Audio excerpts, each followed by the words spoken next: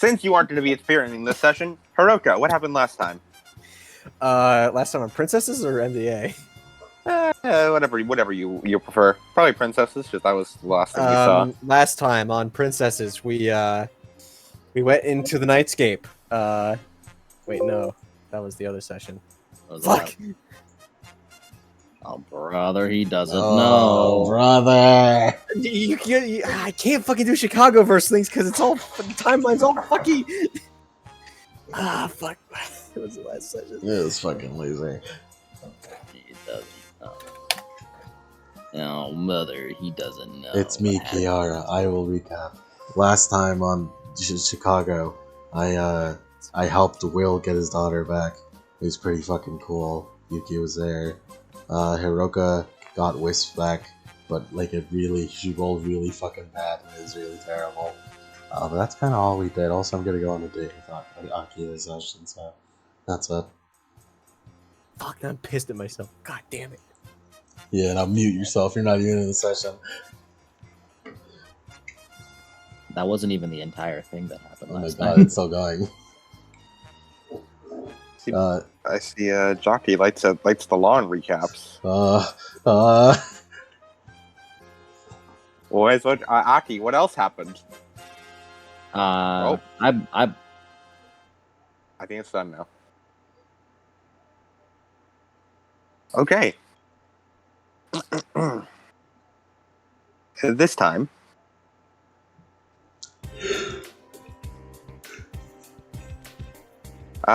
Damn, we pushed out a phone in the show. Ciara. It has been, you woke up on the next morning after, dealing with, goal deal with, Will's daughter. Your good deed of the day. And today is your date with Aki. If I recall correctly, you wanted to take her to a museum, right? Mm-hmm. So, Ciara, how do you get ready for this date? It's a good question. Step one. We take our ghetto path. Yep. You take a nice bath, a little shower. You can clean yourself a little bit. This water has heating. Can you believe it?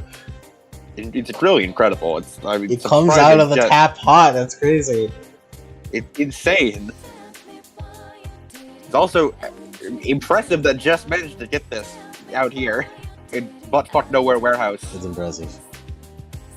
But as you clean yourself up, get yourself a nice new set of clothes. You're smelling nice. Brush your teeth. You're pretty set up as far as personal appearance goes. Check my gun. Yep, still there. Damn right. Alright. Keys, wallet, gun. The three essentials. Defer to fake me so easily forgotten. I'm good. You took all 4 actions. That's right.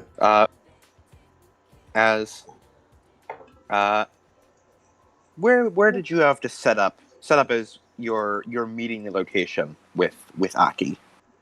I mean, I guess I should go to their house.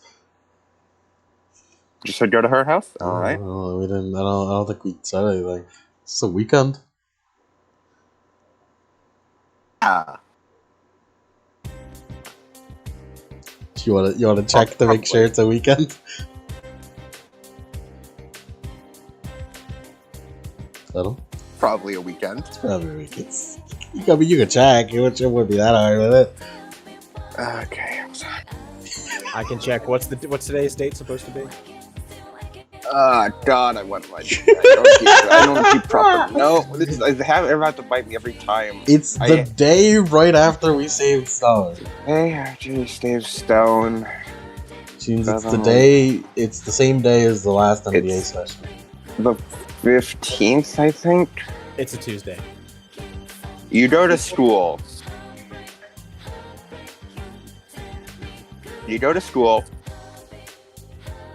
and you have your normal day, and after school, Hiroka just goes off, seems to just go hanging with Jess.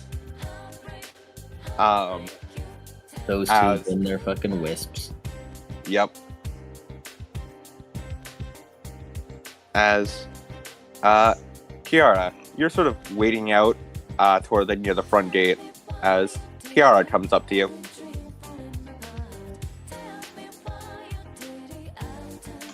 You did just say Kiara, but sure. You said Kiara twice, but I'll say it this way. It's Oh. fine. Aki is waiting outside the front gate as Ciara comes up to you. I thought I said Aki. Looks over. Hi. Hi. Come on. Just gotta Let's move her go. head. As the two of you head on off, heading towards the train station. As you wait for a train for eventually hopping on, and train goes around, and then you get some walking going. And eventually, you arrive at the museum. What was your plan for tickets? If I recall, you were just gonna sneak in, right? Yeah. Yep, baller. Committing more crimes. Death plus stealth, both of you. The plus one, because no one's really paying too much attention. What do you do if we get caught? Well, that's up to you to figure out. You just use destiny, Doug. Damn, you're right. I will. I will give you a plus 4 on Doom for this. For committing crimes? Yeah. For sneaking into this museum with Aki. I'm gonna spend willpower. Doom, why do you just like fucking with me? I got There it. is And a logic to what Doom boosts and what it doesn't. I got a success. Nice.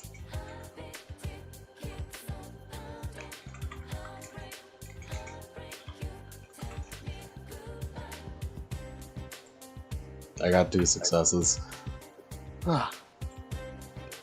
As you guys sort of finagle your way in, by the way, get your beat for Doomed. Thanks, Doom.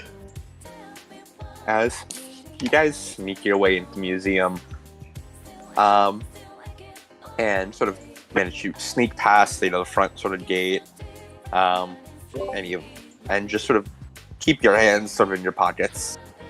we entered through make the you look exit. Nobody sees it coming. They never expected it. As the two of you find yourself in a little National History Museum.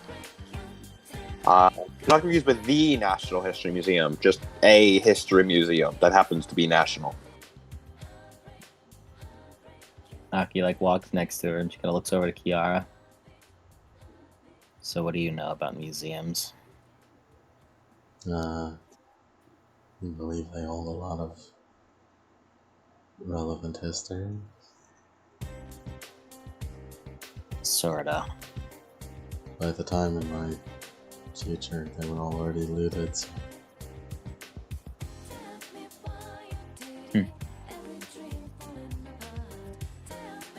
Anything in particular you want to look at?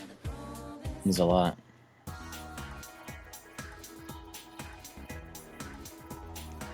What's the most interesting looking thing? Let's see. There's there's a piece on Rome. The fuck's our Rome? Let's go.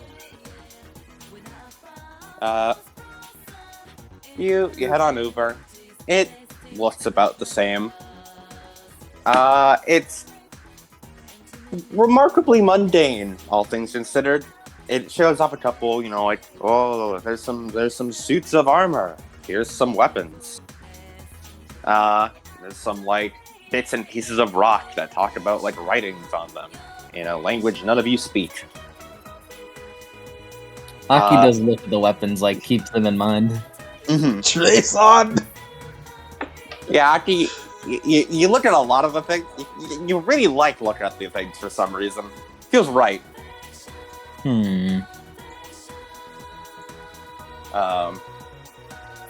As you guys sort of just like walked through, reading tidbits in history about Rome throughout the eras, talks about myths of its founding, myths throughout the ages, a number of the emperors, of course, most famous, old Caesar. Then there's, little bits of his old tale.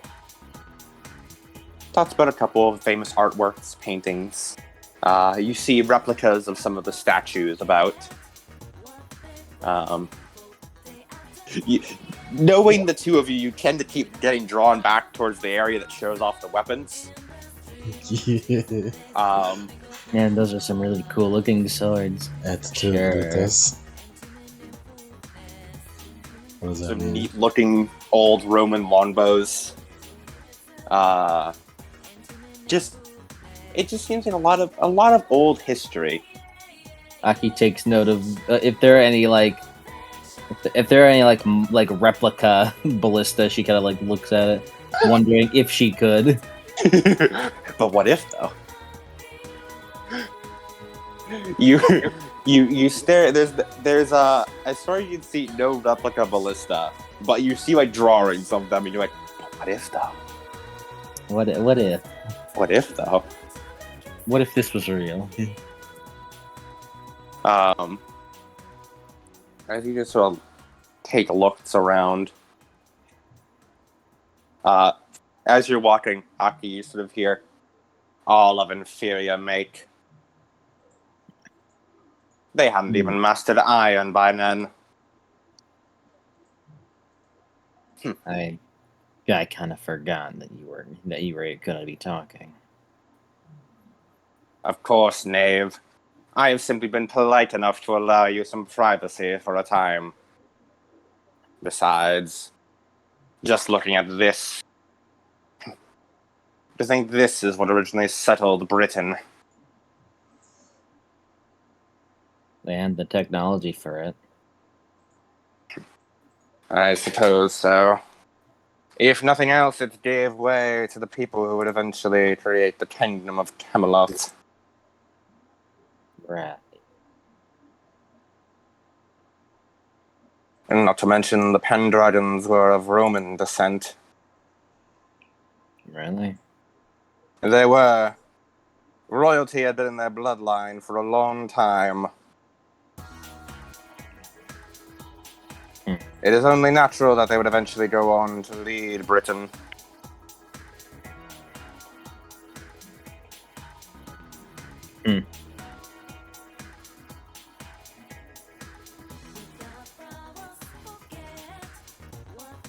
One of the oldest Roman designs was the Wall of Hadrian.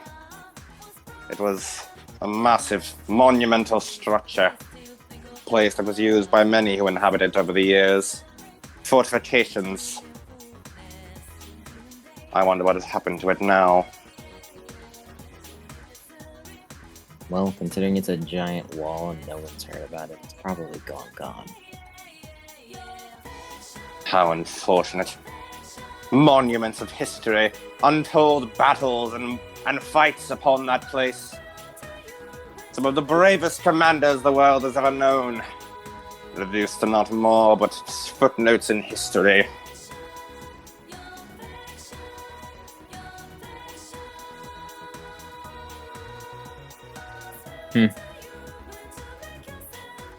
Hey, Ciara. You just turn to Ciara. She's just staring at you, smiling. She kind of raises an eyebrow. Oh, you're done talking to yourself. Oh, you're catching that. I just think it's neat when you do that. Sorry. How far in the future were you again? About I'm sure I'm done. Yes. It was like a look that's like, She looks down. A lot of time goes into the world, huh? Mhm. You're from a far future. She kind of like gestures to the Roman junk. This was like, like thousands of years ago, I think. Over 1,000. Most likely, roughly 2,000 years ago, these were made.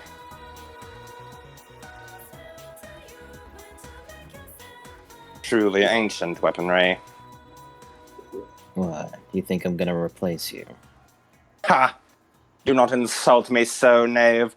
Old baubles and trinkets such as this can never match the sharpness of my blade.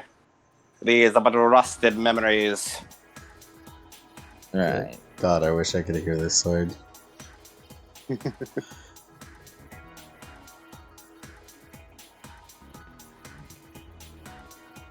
As he looks back. You know what dinosaurs are. Do I? You've heard about them. I've heard. I think this place has some fossils.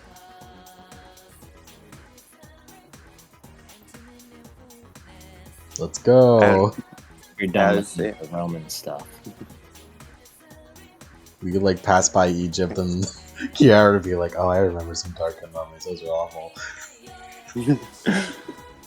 Yeah, I mean, that's awful times. That's like that's real bad shit. Yeah, I remember. We used I to have a only- city. That's right. I miss that city. Mm-hmm.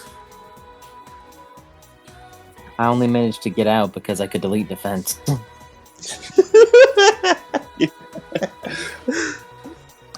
fucking take a beat at Egypt. You remember that one time when the Risen just like fucking bombed a city from orbit, literally pulled down the fucking stars and blew it up. Shit was fucked. Shit was pretty fucked. Aki does gotta tilt her head. What's in Arisen? It's better you don't know. Okay.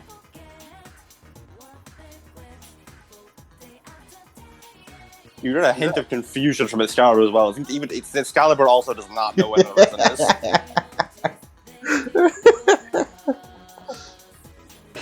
is. Excalibur has no fucking clue what that thing is. What that word means. As eventually,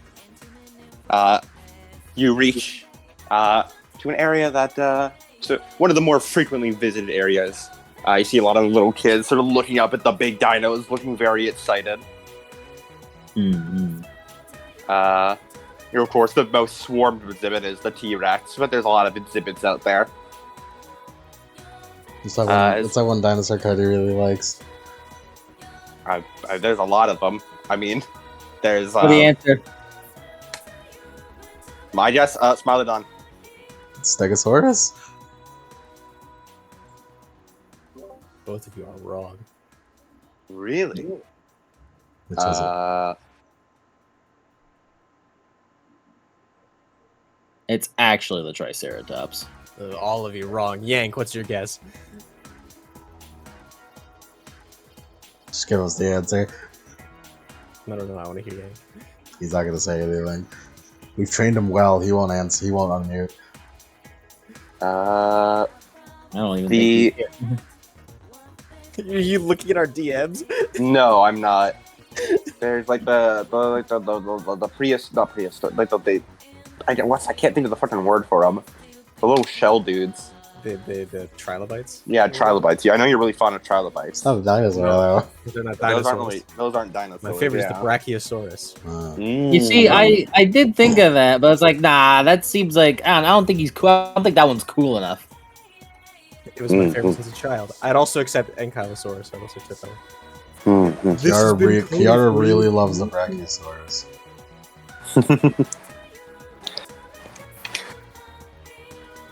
You later like, man, these are some fucking cool ass looking skeletons.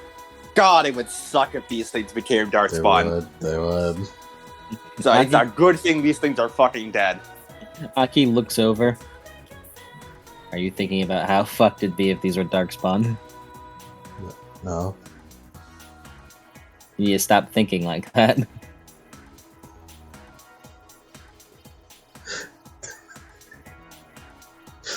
My lord, it's like a hedge beast.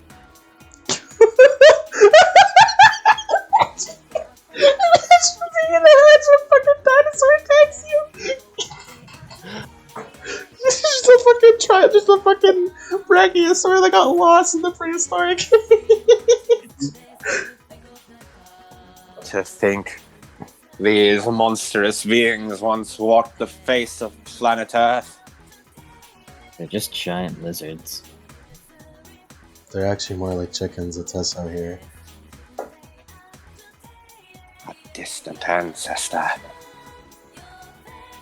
To think such little beings hold the blood of ancient warriors. To think such little creatures hold the blood of the ancients.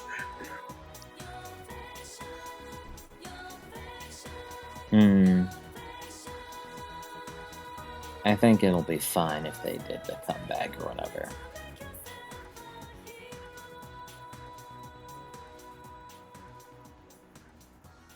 As you keep looking around, enjoying the dinosaurs, you see a little Yeah. nice. Ciara, you like go? You can go on, but Okay. Ciara, you like guns, right? Mm-hmm. We can go visit some history of firearm history. There's a funky little caveman exhibit. Very lifelike looking little wax model of caveman. It's a mage. Pretty sure it's a wax model. Pretty lifelike. Maybe it's best to ignore that one. It's a mage. Uh, It's a mage. As you eventually head on to another exhibit, you find what appears to be like a little exhibit on the old World War I guns, history of firearms, talking about major events in World War I. You got the D-Day, Normandy, the other little invasions. D-Day in Normandy was World War II. You don't know what happened in Chronicles of Darkness lore.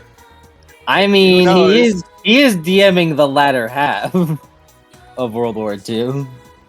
Shit, I mean, I could do World War One. You don't know. I fucking World War. Hey, had this a isn't on D-Day, Adam. This is on this museum for having a bad organization system.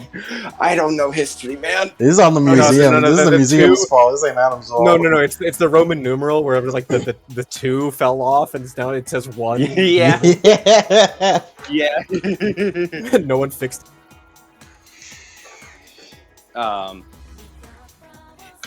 As you just read up on the history of firearms, and here are you vaguely thinking about how, by all accounts, your firearm just doesn't function.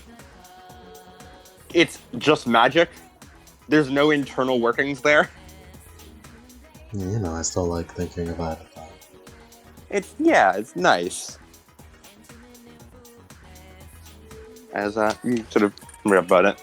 Once again, Aki, you hear Excalibur sort of chime in. Such uncivilized weapons. A true knight faces their opponent head-on the field. These guns would eliminate the need for sword play. Just Aki's face, like hearing Excalibur, and in the background is just Ciara with this fucking saber face, and the saber looking at food. What Aki. kingdom could possibly follow a leader that can brandish a sword to valiantly lead their troops into battle themselves? Any modern kingdom. They do not know true loyalty. Not in the way my king valiantly upheld the wishes of every one of her subjects. She was the front line on every battlefield, valiantly facing whatever was thrown her way with her own two hands and her own sword. None of this gun nonsense. Well, things have changed.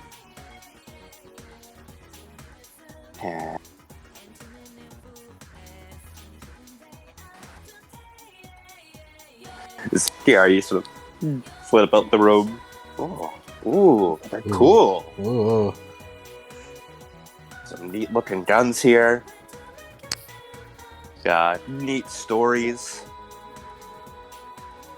Aki, look, a gas chamber on this one would pull the would push the the trigger back. The hammer back, it's crazy. Yeah.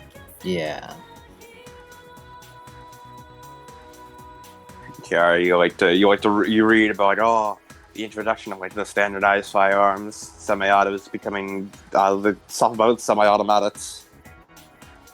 We can just have Cody chime in, and then we can learn all we need.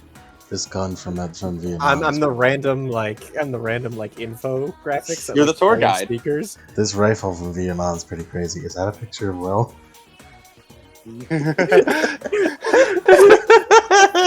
Picture of Will with a big ass like medic badge on on his side, and then he's just like with a big unit or whatever. That's canon. That's canon. That's canon now. That's there in this museum. It's barely recognizable as him. Should we tell him or? Huh?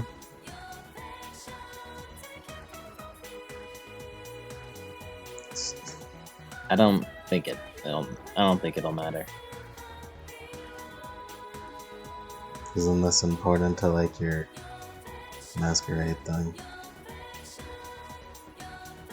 If it's been up for how long it's been up, then it doesn't really matter, does it? People will probably just think, oh man, that guy looks like that guy. He shrugs. I still think you'd be better off without that. Without what? The masquerade? Yeah. I don't know how true that is.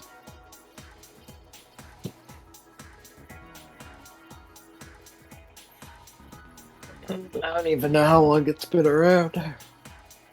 If everyone were aware of the problem, my future wouldn't happen. Agree with the girl. Being aware of what is coming for you is the only way I want to prepare for it. She shrugs. There's probably a reason for it to be there in the first place. Who knows? I don't necessarily agree with that. But there's nothing that can be done.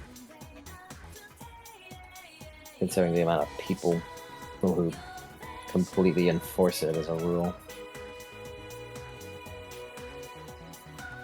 Yeah, like this cabal of shadow mages who became Darkspawn.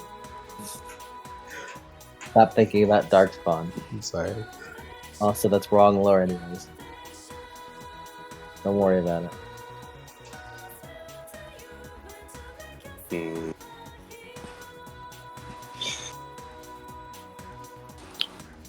You know, back in my age, there was no masquerade. My king was able to unite humans, wolves, even fairies under her rule. Just see the world so divided is an insult to her memory. Again, it's been over 1,000 years since then.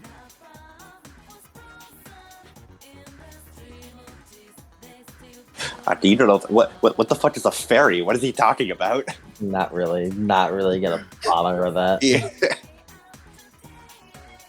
She already asked about Arisen and then no one told her, so she's just not gonna bother. Yeah, for the Sure. best, really. Sure, we got Peter Pan ass fairies. King Arthur fucking teamed up with Tinkerbell, sure. Yeah, I'm sure it's Scarborough was talking about how King Arthur went off to Neverland to go fight Captain Hook. I mean, Spoilers for Arc 3 of Camelot. yeah, Arc 3. Arc 3? Holy shit. What are you doing? She fucking got hooked on the. She got hooked on the team. Don't you know Hood's immune to disquiet? Because he hates everyone equally.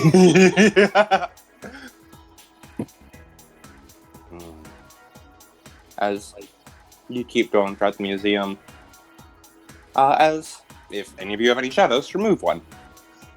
Yahoo! I don't. Woohoo! Let me see. I don't. Hey, you know what that means? This Mhm. counts for the circle merit. Yes, circle merit procs. I really don't need these wisps, okay? I mean, I don't either. I only needed one wisp to be at full, but you know, it's nice. Oops.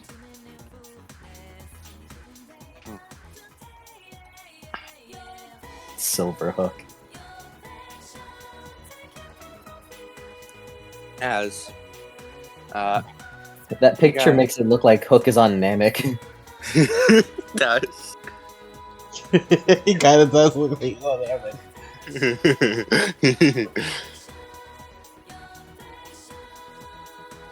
The legendary super pirate. Ah, Frieza. What? My First, ultimate technique. Tick tock. First the monkeys, now this. So this is where the map to Neverland leads. As you guys continue out through the museum, visiting some more exhibits. So why is it that you wanted to come to the museum, Aki? She looks at her and kind of like looks forward again. Well, for one, I thought you'd like it. Since I'd imagine you want to experience as much of the past as you'd want. This place has a lot of it. And plus, I needed to do some research.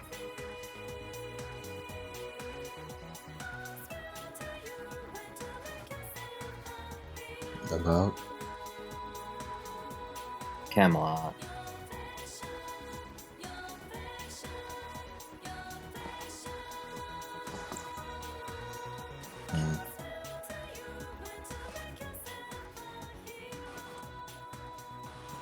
Like, okay, let's go find something, I guess.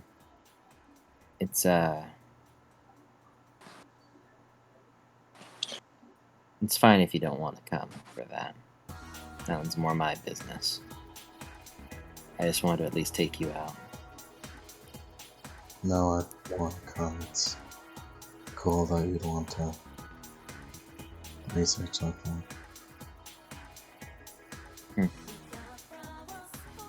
Now he's gonna start looking for the Knights of the Round Table exhibits. As you go around, and you do eventually find like a little exhibit. It's sort of near the Roman exhibit, like a little exhibit on just medieval culture. As you see a lot of paintings, a lot of suits of armor, replicas of castles, old texts and literature. As you find a little, small little corner on Arthurian myth, including a what appears to be a large picture of what appears to be a statue of Arthur from somewhere in the world.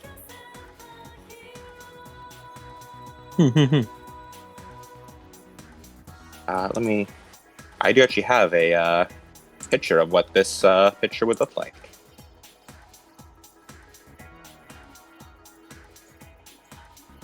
This. That statue. Mm-hmm. Holy shit. Dripped out. He's like fucking Zoro, nothing happened. Nothing happened. The way this is, it's proportioned kind of badly in a way. Because it makes it look like his pants are sagging really big, badly. Fucking thug King Arthur.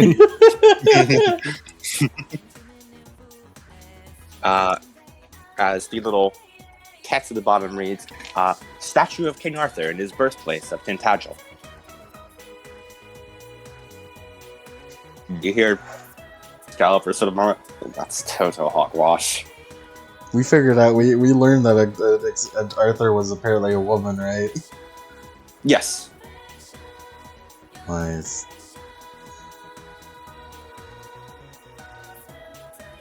Mm-hmm. Tintagel isn't even where she was born. I feel like I'm gonna get a lot of this from you. Well, it's complete and total hogwash. Imagine the story of the greatest knight ever lived, all attributed to this person. It makes my very blade weep.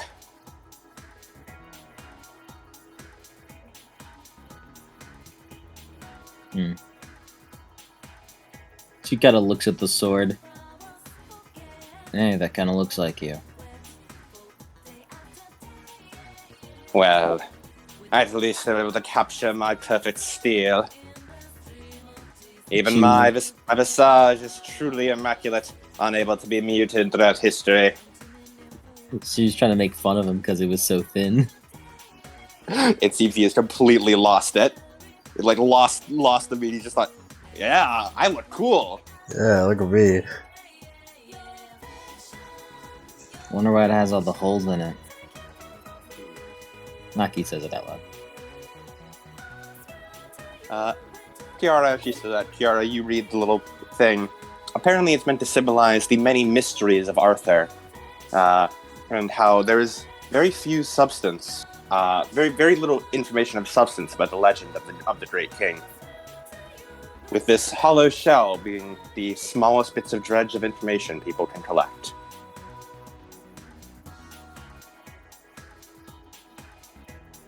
I'm just imagining a fucking boss fight, like fighting that statue.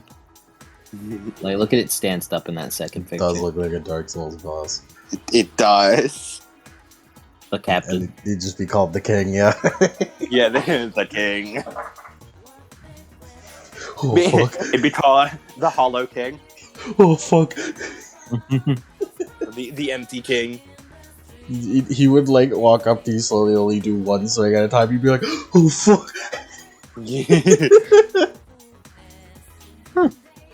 I thought this was way older. This is only This was only made in 2016. Yep, it's relatively recent.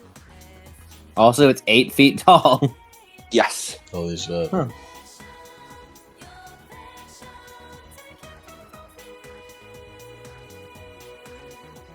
Let's keep looking. Look Ciara- around. Ciara kind of, like, looks at it weirdly. And then we can keep going.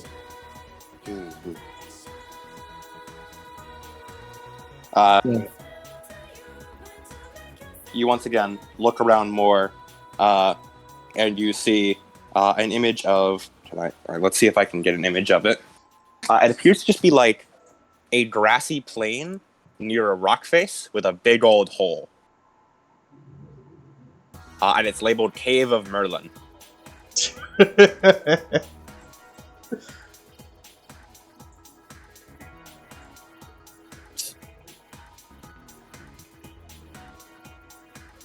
I've never even met Merlin. It feels right that they have a cave dedicated to him. I certainly agree. That hussy deserves a cave.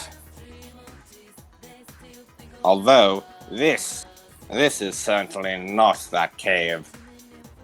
This is from Tintagel. Why is everyone talking about Tintagel? Merlin never visited Tintagel. Certainly didn't set up a cave there. And which you live like this?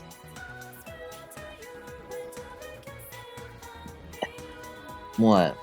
Well, like at this point, Aki's just kind of saying this out loud, just to keep Ciara like On the same page. Mhm. What? Was Merlin also a woman? Yes. You could feel raw disgust come up from Excalibur's core. Homophobic Excalibur. It seems Excalibur is not fond of this Merlin person. Got you so upset about her. I don't think she's a very good influence, is all. Not. I the don't approve. It's not the answer I was expecting.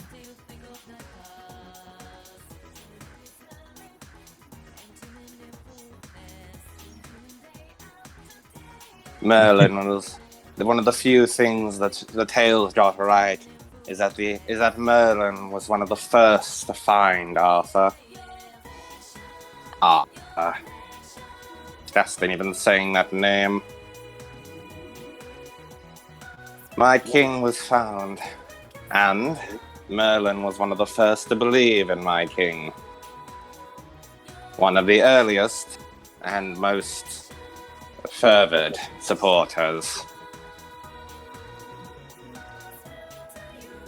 On that, I suppose, I cannot fault her.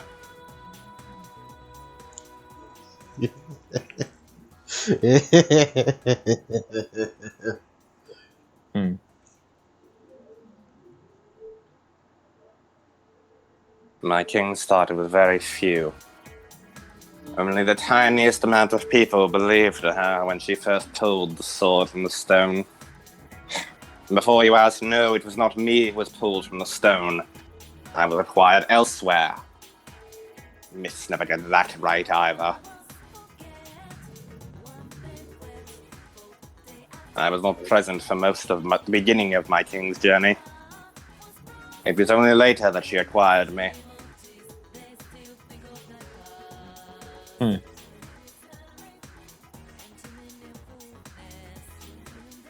You know, Ciara?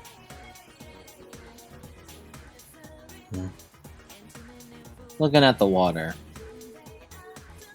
Going to the beach would be pretty nice. Whenever it clears up. Never ever been to the beach proper. That time was too dangerous.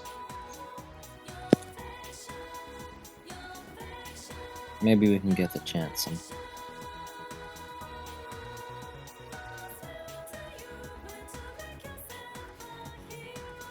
Never. All right. What's some stuff about Cumlon?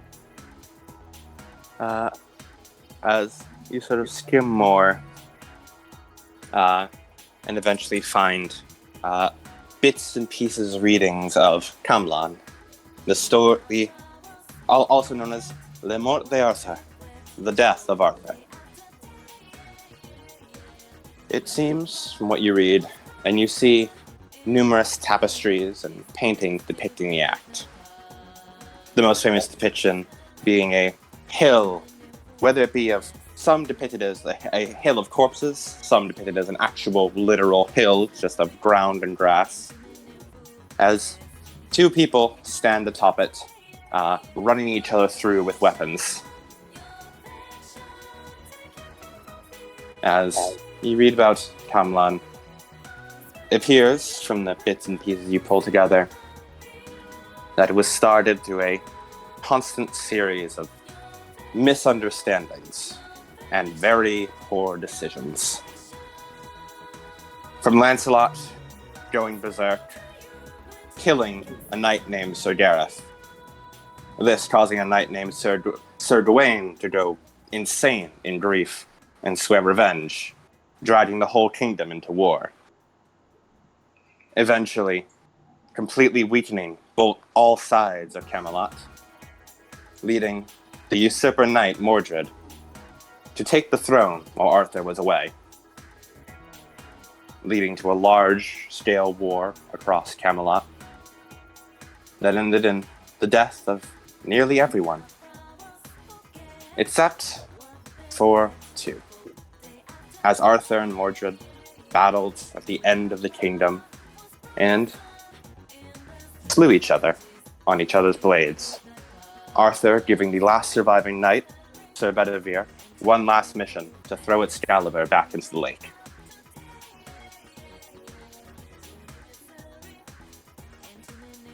You note that there appear to have been many tellings of this, the most varied of which seem to be very, very on how much Mordred was involved. Some depictions depict Mordred as an evil schemer who lusted after Queen Guinevere and wished to steal her from Arthur. Yet more depictions depict Mordred as more a unaccounted for third party who is swept up in the whole thing. The depictions vary wildly, but nearly all of them are quite negative.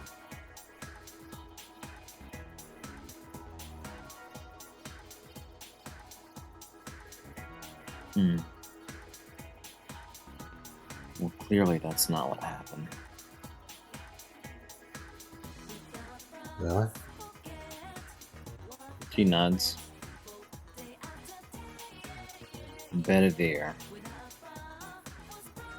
I'm starting to suspiciously think that that he was also a woman. Excalibur's silent. Bedivere probably didn't get the chance to throw the Excalibur back into the lake. It was already destroyed, which is how I managed to look at it. Correct.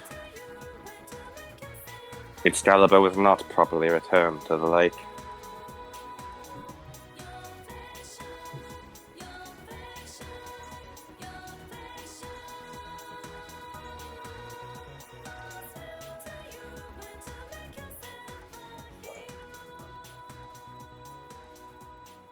Plus, in the vision I saw,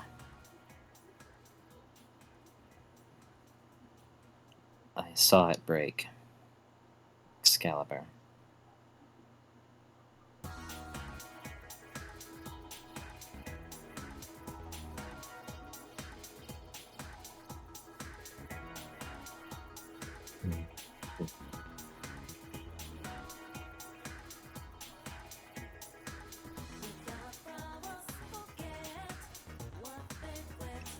What It about was the darkest time of Camelot.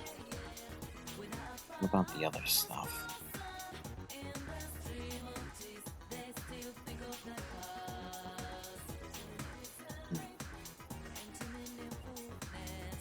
Mordred's still around, so obviously. Whatever happened, only the king was the one to die. Ciara, know that Mordred was still around? Mhm. Okay. You all know Mordred's still around. Alright.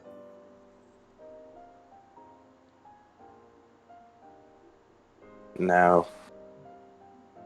I assure you, unquenchedly, in that moment, Mordred did die.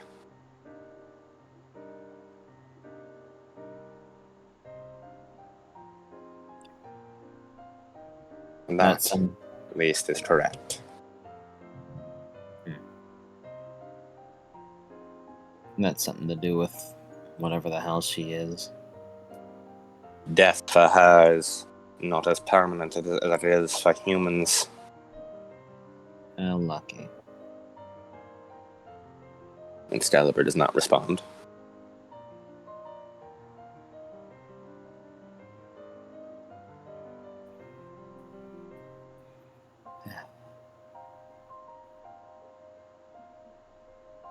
It was, in the end, two broken women fighting over the remains of a dead kingdom. It is the darkest point in my king's history. I am unsure of how it ended. I was broken before I could see the final moments of the kingdom. What? So did the king manage to kill Mordred? Without you?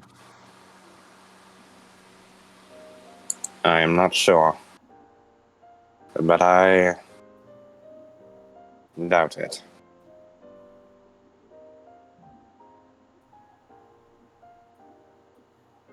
Spirit Stalapa broke.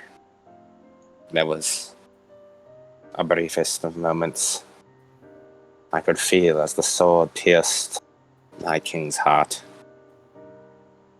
I am certain she died there upon that hill.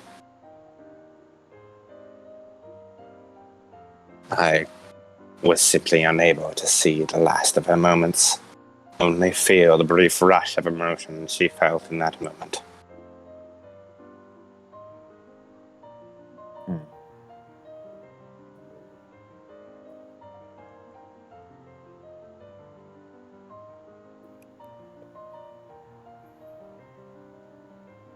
I am unsure what became of her soul afterwards. She made a deal to return me, one she was unable to fulfill. I can only hope that she was able to achieve a proper afterlife.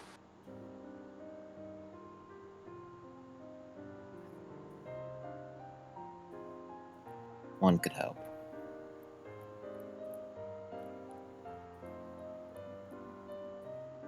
Do you have any memory of this other stuff?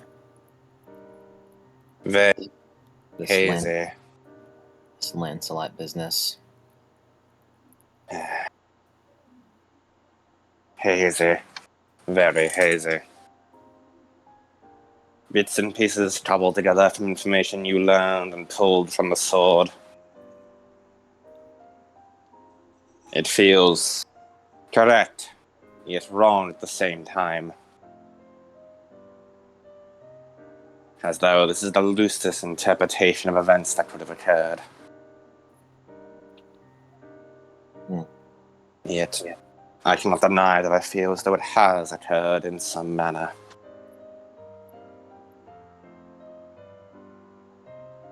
Some twisted way of seeing the world.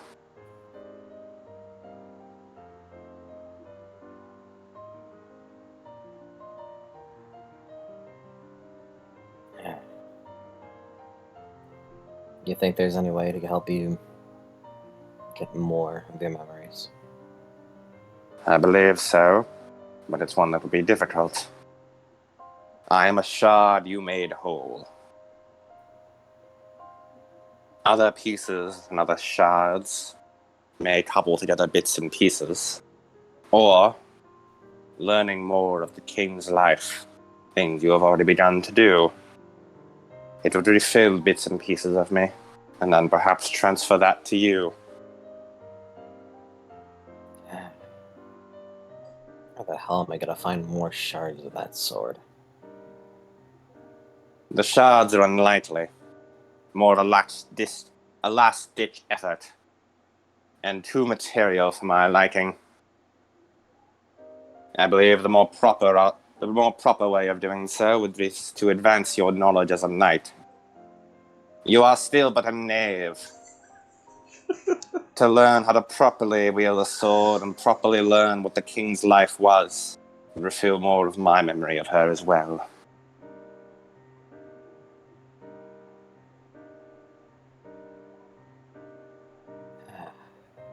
You have already made good progress on that, knave, by visiting here, learning of it. You know, to feel bits and pieces, unhazing.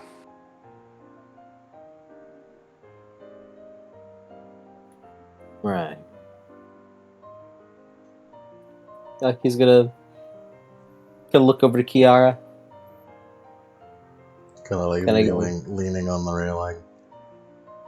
And he gives a small smile. Sorry. There's a lot to talk about. It's a one-way conversation. Okay.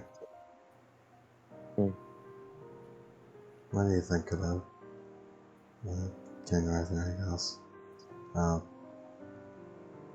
All of his real deeds aren't known. What do I think about King Arthur?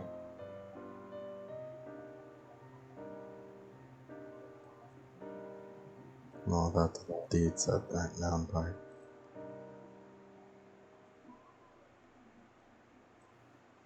Say that again? About the deeds that aren't known part. I don't know. The forgotten legacy. She kind of shrugs. I don't know. I guess it's a shame that they got lost. I mean, imagine working so hard and then time forgot you.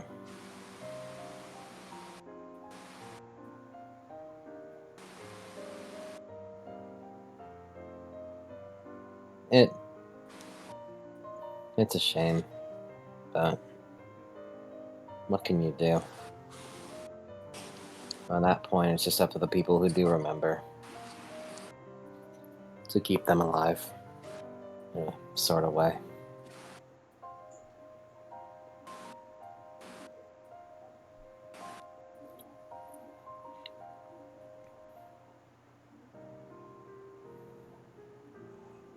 She looks.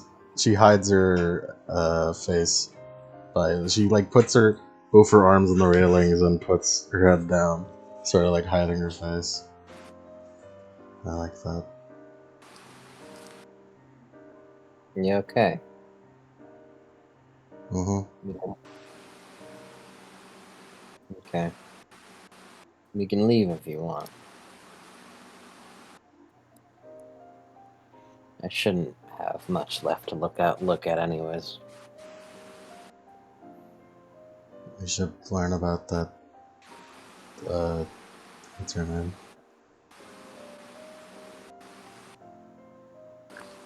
The one that likes Percy.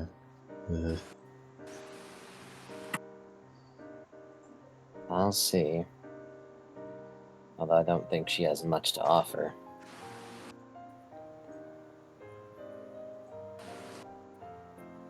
Let's go with anything about Dandrone. You look around and cannot find even a single scrap of information about her throughout the entire Camelot exhibit. As at some point you pull your phone and do a rudimentary Google search on it, and find that apparently there's only the briefest mention of Dandrone throughout the literature, and not even in the proper tale she appears in. As it is, she is named elsewhere, and in the tale where she appears, she is only referred to as Percival's sister. Yet is noted for being one of the few women in the Arthurian myths who takes an active role in an adventure, albeit in the short moment where she sacrifices her life to save Percival's, willingly putting herself upon an altar, essentially, using her own blood as a sacrifice that Percival does not need to.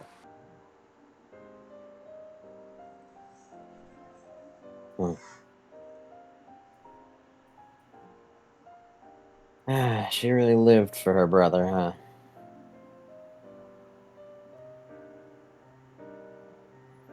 Anything about her is all about Percival. Yeah. Ciara looks disgusted. I'm sure it's a different Percival, Ciara.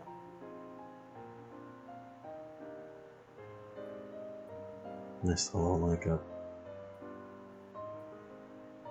Aki kind of gives an eye roll. From what the king saw, it was as though Percival was what Androne's life revolved around.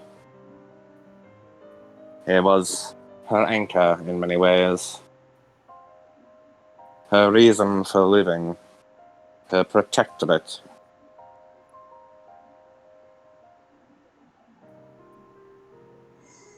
Dedicating your entire life to a single person like that won't bring anything good.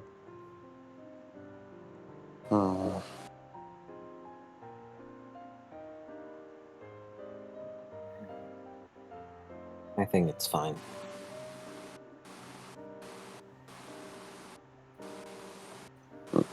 She did what she needed to do.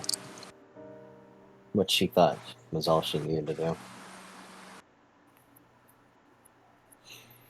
If Percival was the closest one to her, then I understand her wanting to do nothing but help him.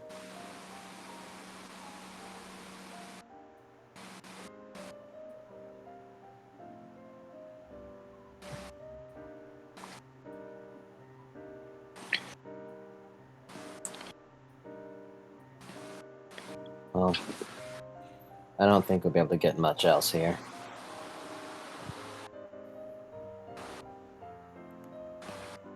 You wanna look around a bit more? Or you can go get something to eat. Any goofy things you can go look at? You take one last look at the hollowed out Arthur statue, Ciara, and then turn around and you explore the rest of the museum. There's not too much else. You visited most of the important exhibits. It seems most large swaths of history are lost to time, with the bits and pieces that do come out being the very smallest fragments that people can grasp. Most of the tales long since forgotten. As you eventually explore pretty much everything there is to see in the museum.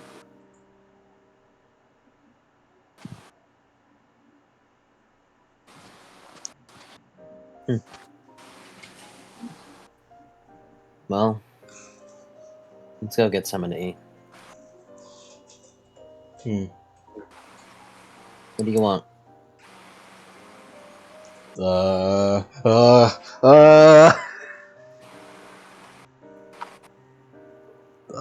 Let's roll a dice, I guess. Adam, you decide. You guys I have rolled a 2 on a d20. That doesn't tell me anything. Oh, sorry. Wait, what does a 2 correlate to? I don't know. What does a 2 correlate to? You're the DM, you decide. Hey, he's the storyteller. As Ruby's Tuesdays. as if you rolled a 5, I would have taken the Five Guys burgers and fries. As you head on out and you stop by just like a pizza place. You know what? Let's go get Five Guys. Yeah. You go to a Five Guys. Between the two of you, you scrounge together some pocket change, and have enough to buy a nice meal for both of you. Oh, yeah, I'd like a small fry. I got you. As you guys wait in line, and man, Ciara, it's fucking never gonna get used to how good the future smell or how good the past smells. So good. Food's so good. So good. As eventually you guys are served whatever meals the two of you order, what's good for the two of you. And you guys get your burgers and fries, and you both plop down in one of the seats. I assume you're eating in and not eating out. Mm-hmm. As both sit down in one of the seats. I had a feeling you'd like greasy food like this. She's like eating it in 3 bites like fucking Saber. Much. Holy shit, this thing is delicious. Oh my god. Munch. As you just munch away, holy shit, this thing is fucking delicious. As the two of you are just sitting by the window as the snow falls outside, creating a somewhat thick layer of snow outside. A few very, very stubborn leaves still falling off trees, even this late into winter. Is Ciara, dear fucking Lord Ciara, this tastes amazing. The past tastes so good. I'm not gonna cry. I'm not gonna cry. I'm not gonna cry. You're holding it in, holding it back. The past tastes so good. Ciara, the time eater. It's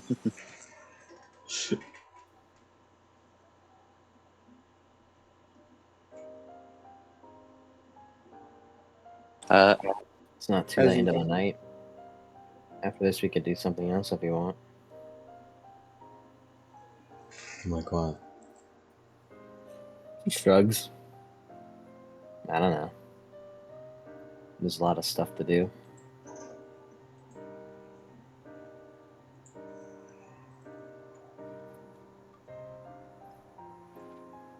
Alright, babe. Okay, that's fine.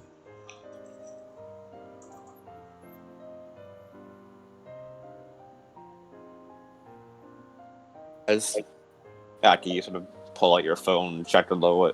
Well, there's a lot of things to do around here. It's, of course, it's the usual. There's arcades. There's, always grab a movie. Like, some movies on all the time. Bowling. Could go bowling. There's always, hey, Ciara, let's go bowling. Hey, Ciara, let's go bowling. Let's go bowling with cousin Nikolai. We call him up. Cousin Excalibur. Hey, it's Excalibur. Let's go bowling. Let's go bowling. As you guys finish off your food and head back out. Is a bowling ball a throwing weapon?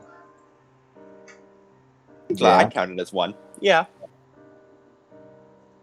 As you guys head to the bowling alley, you're welcomed in by the receptionist or the person behind the counter. You get some, you pay for it. As you guys head on into the little bowling alley. As Ciara, you look around. I really like that. We're gonna get 5 guys. We have to scrounge up some money. Go to bowling. Whatever. We gotta pay for it. You guys manage the money somehow. I was saying it because 5 guys is absolutely more expensive than a bowling. With all the money we scrounged up, we've gotten more than enough to go bowling.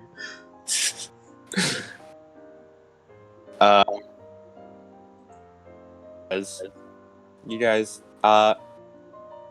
Ciara, you're looking around. Man, everything's always so new. God damn, place is nice. Aki, you've seen better. Aki gives her bowling shoes. As Ciara, you're handed a new pair of shoes, huh? What, huh? You aren't sure why you're being handed a pair of shoes. What's wrong with this? You see Aki taking off her shoes and putting on a new pair of shoes. They didn't know bowling was a messy affair. No, it's just that the floor. It's you need different shoes. It's too slippery, and these have the right amount of grip. It's to make sure you don't fall while you bowl. A wonderful invention. Incredible. Why don't we wear bowling shoes all the time? As you take off your shoes, wondering, man, how many other sports have their own custom shoe for it? And slip on a new pair of shoes. And you head on into the bowling alley. As Aki and Ciara, both of you, roll me an extended action of... this is a dexterity. Yeah, dexterity plus athletics. I don't know, those bowling balls are pretty heavy.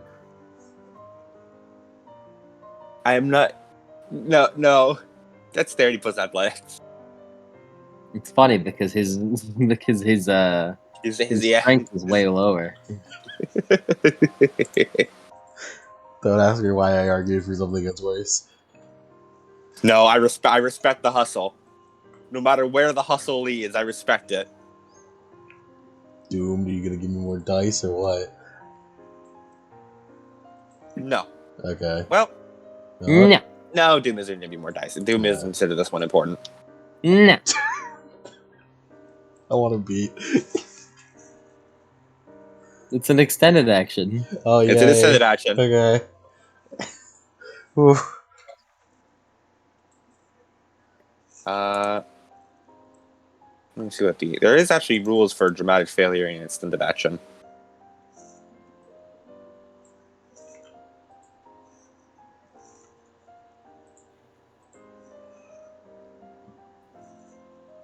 I got 8. I keep failing these bowlings. Oh shit! That's a second 0. Ciara, you have 7 dice. Aki has 4. How are you?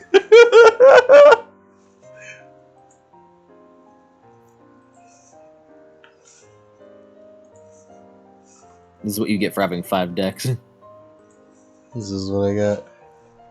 Shit, man. Maybe you should have rolled strength. All right, we're better now. I'm not comfortable with those 2 zeros on 7 dice though. I mean, who knows? Maybe we won't be doing any fighting, any combat.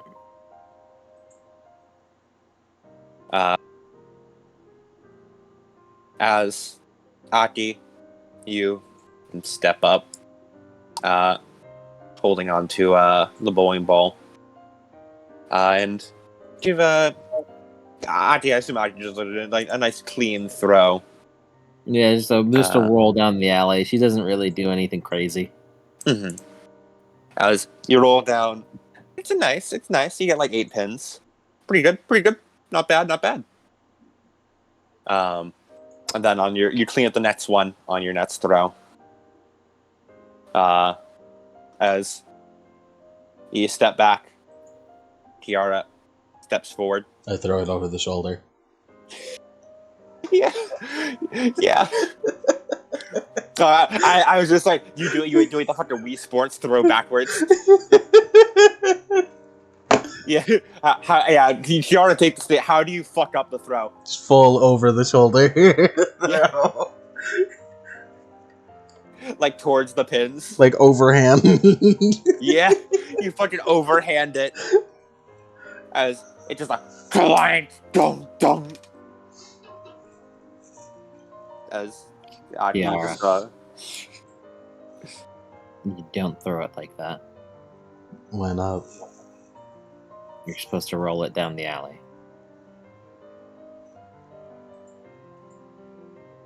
You could break the floor if you do that. They're heavy. They're heavy. Try again. I do it right this time. you almost throw it backwards, but you manage. You keep it together, and then you throw it forward. It goes on, and then goes down into the gutter. You didn't know those were a thing. As he watches, it rolls down the gutter and then goes in behind the pins. Is that a score? Is that kind of You're supposed to hit the pins. The goal is to try to take them all out. But there's a hole on the side. That's a penalty. It means you missed points by doing that. But why did they put the hole on the side? It's a part of the game. Gary, you sort of look at the bowling ball, pick it up again. You still. I should mention when you first pick it up. I assume you're holding it like you have it in both hands. I guess that show you to put your fingers in the finger holes. Yeah. Like, yeah, you fucking like hold that shit with like you're fucking two-handing it, and then then you're like, all right, try it again. As it rolls, and you hit a couple pins this time. And you slowly improve as you guys go back and forth and back and forth. And eventually, by the end, you caught up a bit. Aki eventually does win the set. You every so often have like incredible shots. And Aki never really gets like an incredible shot, but hers are just very consistent and just like it's just consistent points. Why does it say turkey? I think that's a score. If you get a specific amount of pins. What does it mean by Finland? She shrugs. I don't know. I'm more of a baseball person. Eventually, like you like fucking you knock down all the pins in one, and it plays a weird animation you don't understand.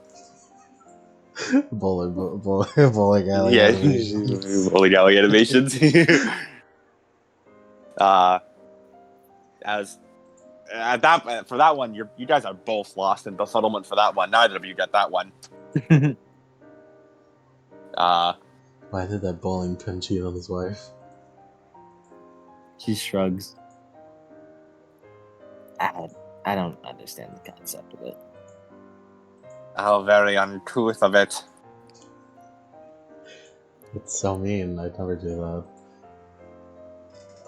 that. That's nice. Did the bowling alley animation. You'll have to review your first bowling animation.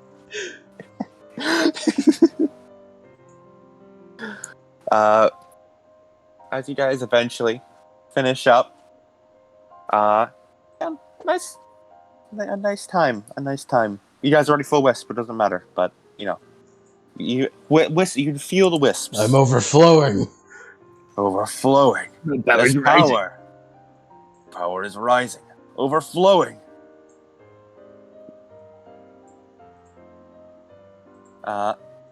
As you finish up, just another relaxing day or relaxing evening. As you're both just sort of like is sitting around like the bowling alley, the snow sort of the snow outside still drifting down, enjoying the warmer inside of the alley where you're sitting in some pretty nice cushy seats. Perfectly depict the dark event.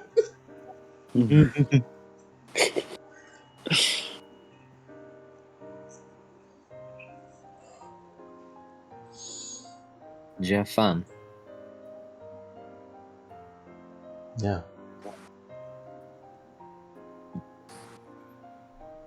I saw you smiling earlier.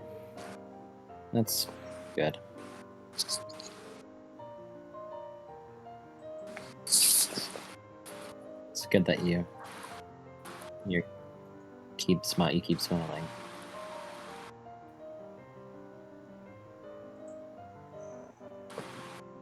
Is that a good thing?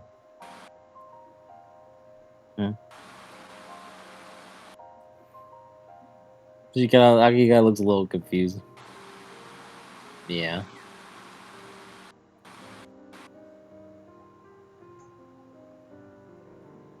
I mean, we're going through a lot of depressing shit right now.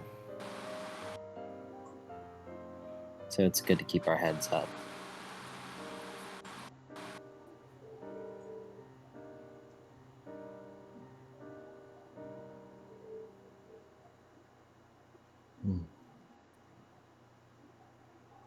Alright.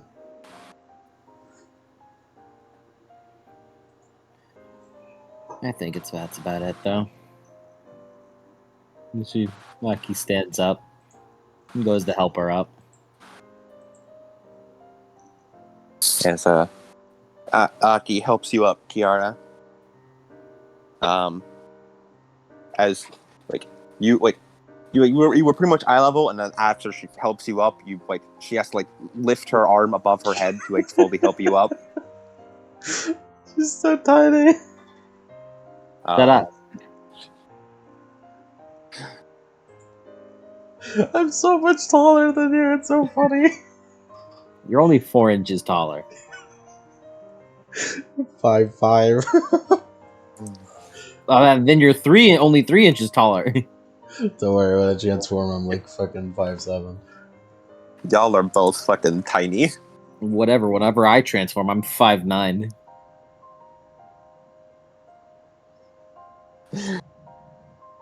As few of you head on out the door. Bowling alley attendant wishes you a nice day. Come again. As you head out into the colder nighttime winds. It's not like windy, but it's a little. There's a breeze, sort of chilly. I assume y'all are wearing like a winter coat, scarf, things to keep warm. You sort of pull a little closer. Winter apparel. Winter apparel. Winter apparel. Your winter variants. You gotta roll us on the gotcha. Thank you, Boom Go Stray Dogs. Thank you, Bungo Stray Dogs.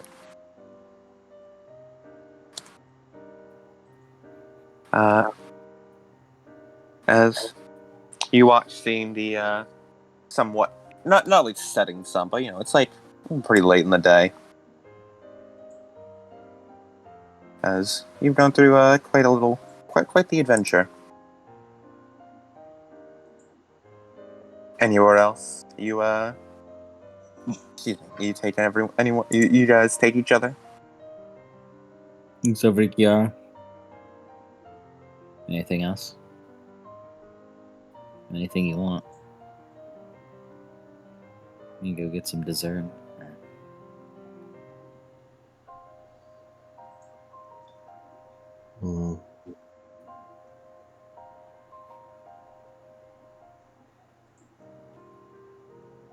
I only heard one half of the conversation, but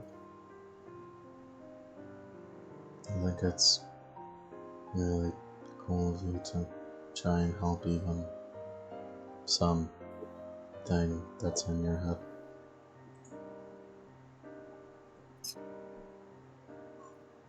Yeah. Nice of you to think that, but he is kind of stuck in there. Might as well.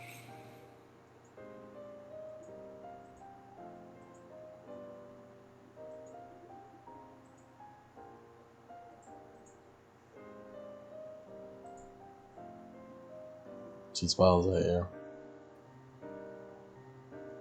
Joe looks over. How you doing that again?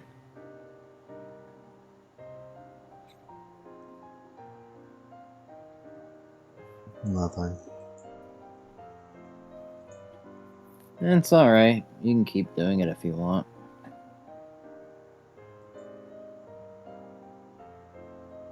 Oh, brother.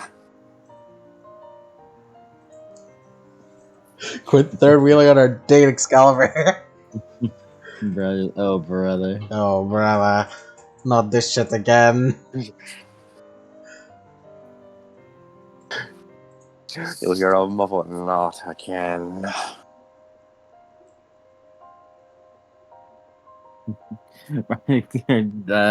Aki raises their eyebrow. Again? That one fucking Thanos. Hour.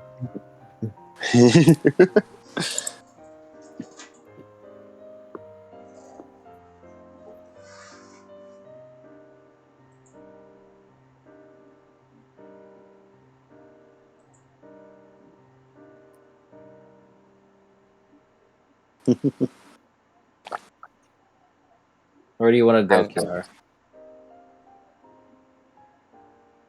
You can go get some dessert.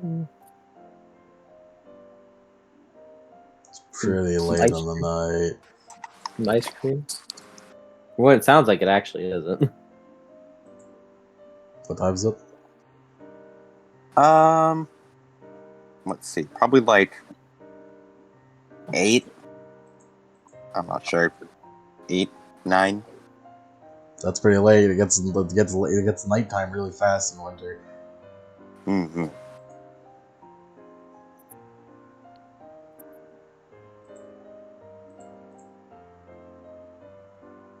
Whatever you want, Ciara.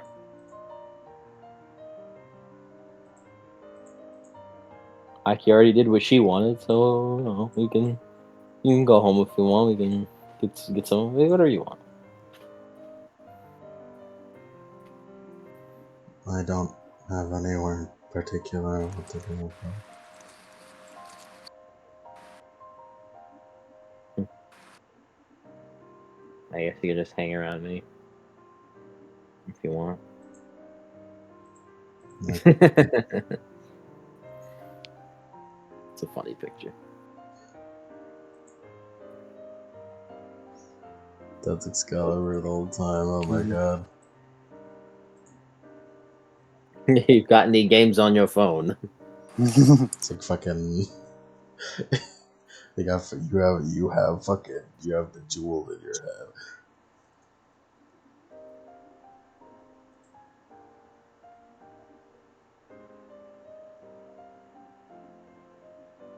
I don't want to go home yet.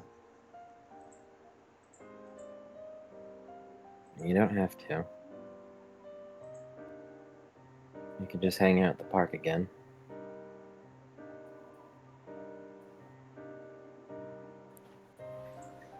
Thinks about Mordred being out at night.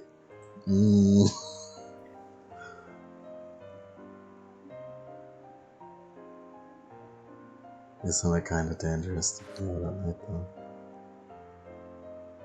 though? Mikey shakes her head. It'll be fun.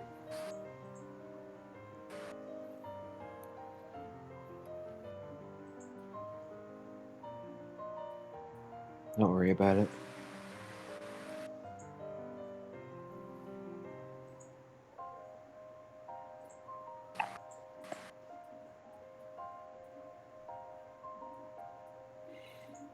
Besides, even if anything were to happen, we'll be fine.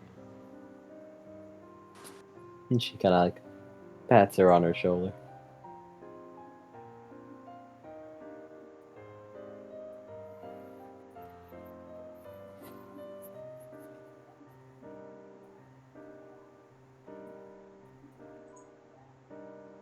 As Maki pats you upon the shoulder. Where do you want to go, Ciara?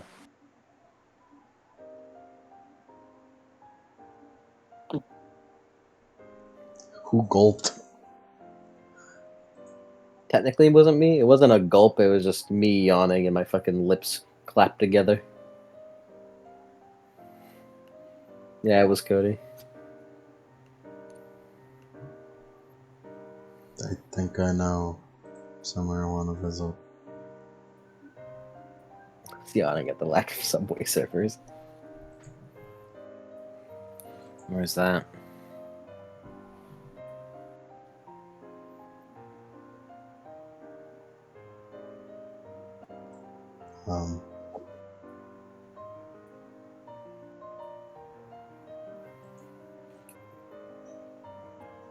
I want. Can we?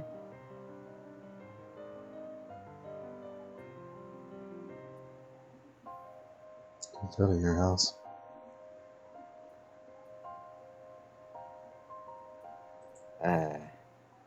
My place. Yeah. You sure? Mm-hmm.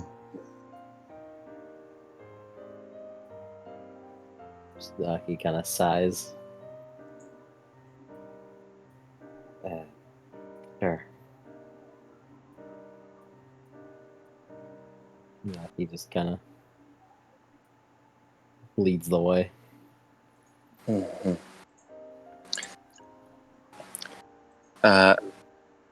As you head on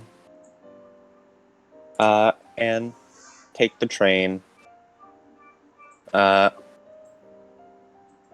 do you guys talk about anything along the way, or just Kiara's deep in contemplation. She's gone nonverbal.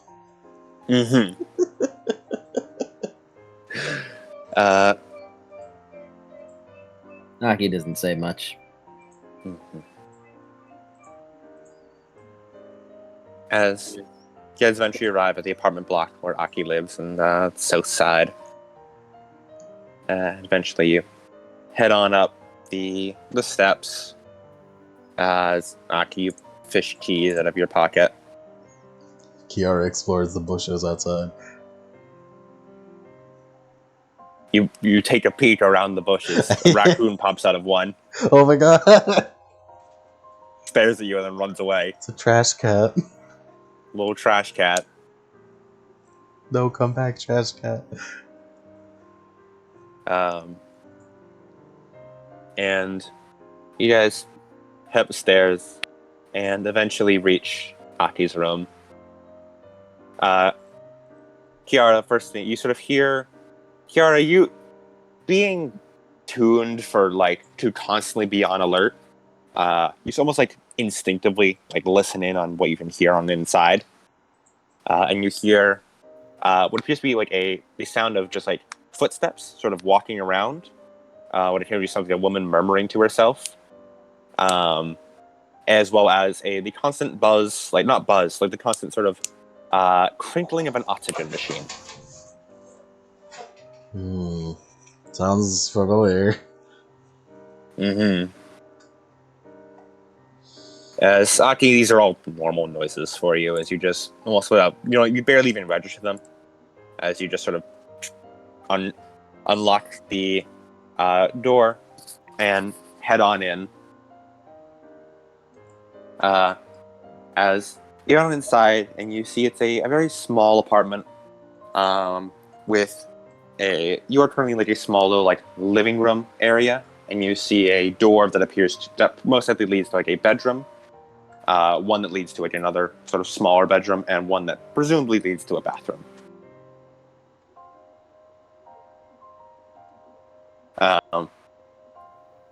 As after the two of you walk in, The kitchen and the living room are kind of the same area. Mm-hmm. Yeah. After the two of you walk in, and Aki closes the door behind you, the one of the doors opens up, and you can hear beyond it. Now that it's no longer muffled, there is the sound of the oxygen machine and the beeping of a heart rate monitor are both much clearer. As a woman with long blonde hair puts her head out. Oh, Aki, you're back. Oh, I see you brought someone. Oh god, someone's here! Oh. Yeah. Just a friend from school. Oh, that's good. As she looks a bit awkward as she sort of delicately steps out of the room, closing it behind her, as she sort of very awkwardly just sort of it seems to be holding a little clipboard and pencil as she holds out to Aki. Oh, I'm sorry, Aki's friend. Do you mind if we just have a moment? Okay. As she pulls Aki aside. Sorry, I didn't want to have to embarrass you in front of a friend. I made sure to get some extra food, and here's the newest bill. She looks, again, apologetic, handing it to you. Rachel, I'm about to do the thing. I'm about to ask where my receipt is. Yeah. She grabs it. Thanks again. Of course. Sorry, I can't do more. She shakes her head. It's fine. I just finished applying all his medication. He's still stable. No changes in his condition so far. And you should have at least a number of snacks and canned meals to last another week. Thanks. She does a strange sort of smile as after you finish up signing your initials away onto all the paperwork. And don't worry, as always, all the the banks will take care of anything. Hopefully you won't get any calls about statements or anything, but as you hand the clipboard back to her. Oh, and as she sort of pulls out like a little vial. I should be here every time, but in case something comes up, as usual, you know where to put this. Just plug the little IV stick into this, and it'll be right as rain. But, ideally I should be the one applying it, just in case. Maki nods. As Rachel sort of gets the paperwork together, adjusts her cap as she heads back out to the living room, gives a smile to Ciara. Have fun. Good night, Rachel. You too, Aki. As she does a smile, and opens the door and closes it behind her as she heads out of the apartment. Aki walks up and sits next to her. Right to Ciara. Mm-hmm. As Ciara, Aki sits down next to you on the couch.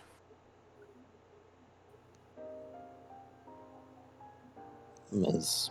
Rachel. She's a nurse. A nice one.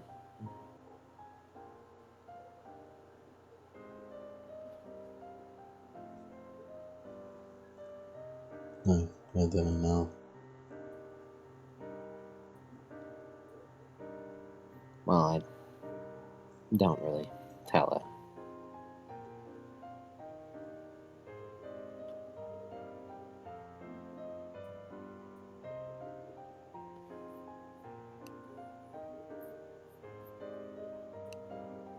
Are you curious? I don't want to ask.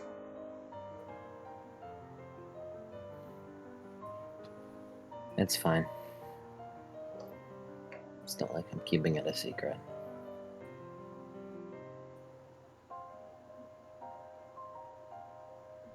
Okay.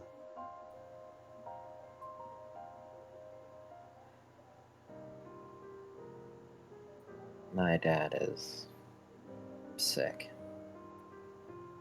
And has been for nearly a decade now.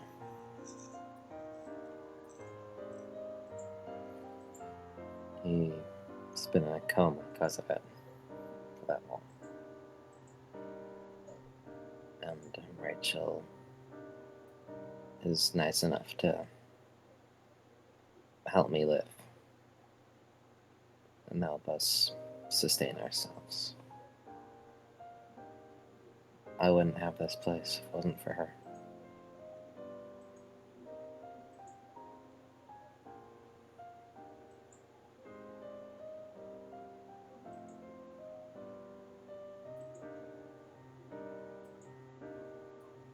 I don't really have much of a mother to help out either. Rotten bitch ran away whenever he got sick, taking everything she could with us. And she got away with it because she was well off. She had power that I didn't have. More than that, I was only like 8 or something. What could I have done whenever I had really no other family besides my dad?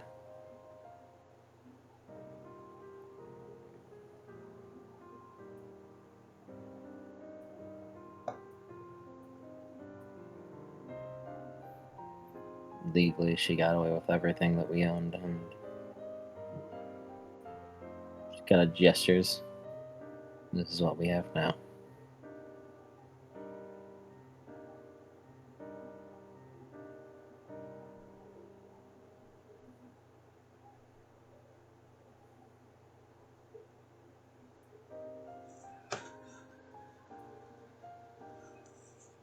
Ciara has like her hair covering her face and she's looking down.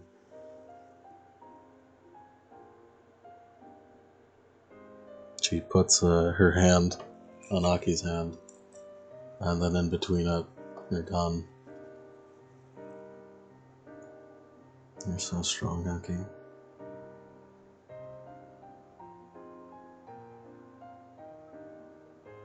He looks over to Ciara.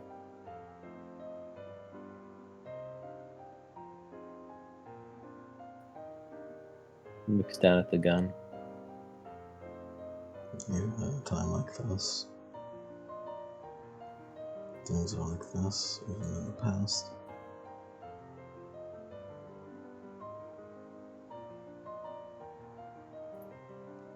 It's not fair that I get to know about you. You should know about me too.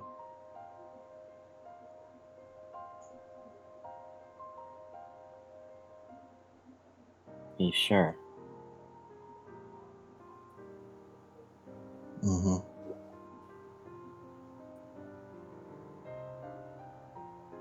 Aki looks down to it. Okay.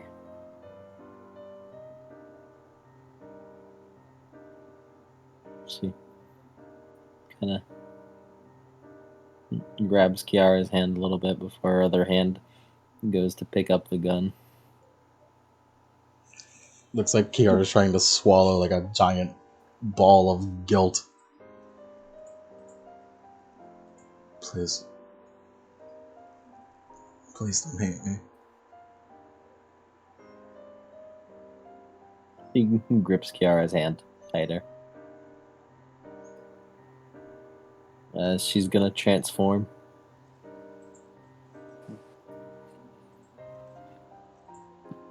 As you brief light sort of shines through you, your hair growing out, growing golden.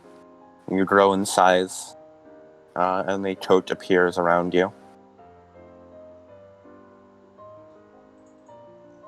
As it's time for our good friend, Weight of Memories. The best friend, Weight of Memories. Yay!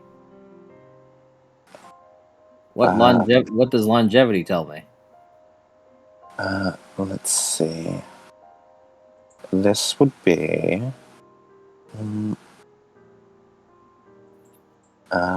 so, basic pool, +2, because the event caused a breaking point. Nice. And then... it would be... I believe currently a -4. Okay. Due to... well, yeah, wait. No, it'd be -5. Due to time-related shenanigans. Aki will invocate with Aqua, giving a +4. Can Doomed give her dice? That is a brilliant idea. Does empathy item specialty? Does that apply? It sure does. And get +2 dice from Doomed. Does that resolve my Doomed, or does it give her a B? And that's your Doomed. Okay.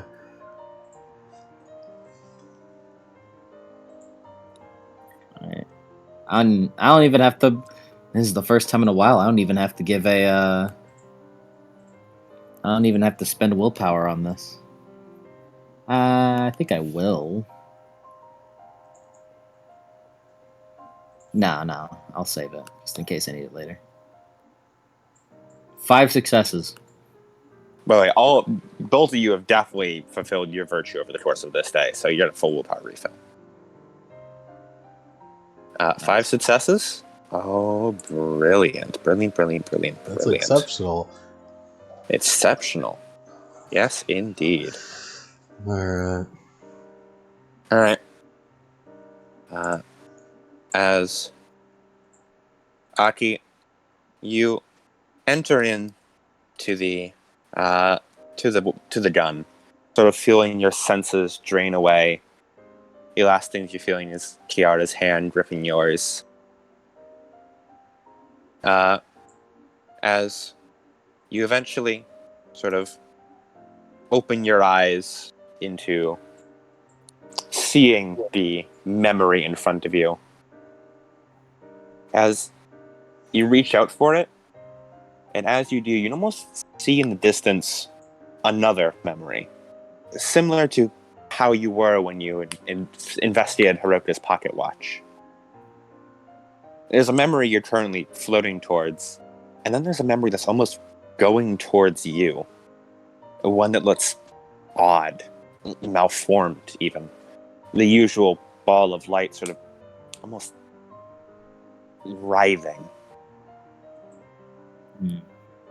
But for now, you do not enter the writhing light. You enter the large light, one that appears to be the most prominent memory associated with this.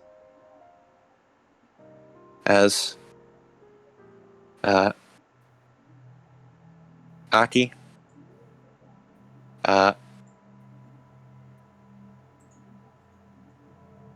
the first thing you feel is just this chilling emptiness. It isn't so much a pain as it is a lack of feeling. A slow, numbing cold seeps into your bones that just leaves you feeling lethargic. You see a young girl sitting on the sofa. She has short black hair that appears to be cut unevenly and very messily. Large Coke bottle glasses cover her bright green eyes, and the rest of her body is covered by a large blanket pulled tight around herself. The hum of the portable generator outside is audible. It's the only thing keeping the electricity going on in the house.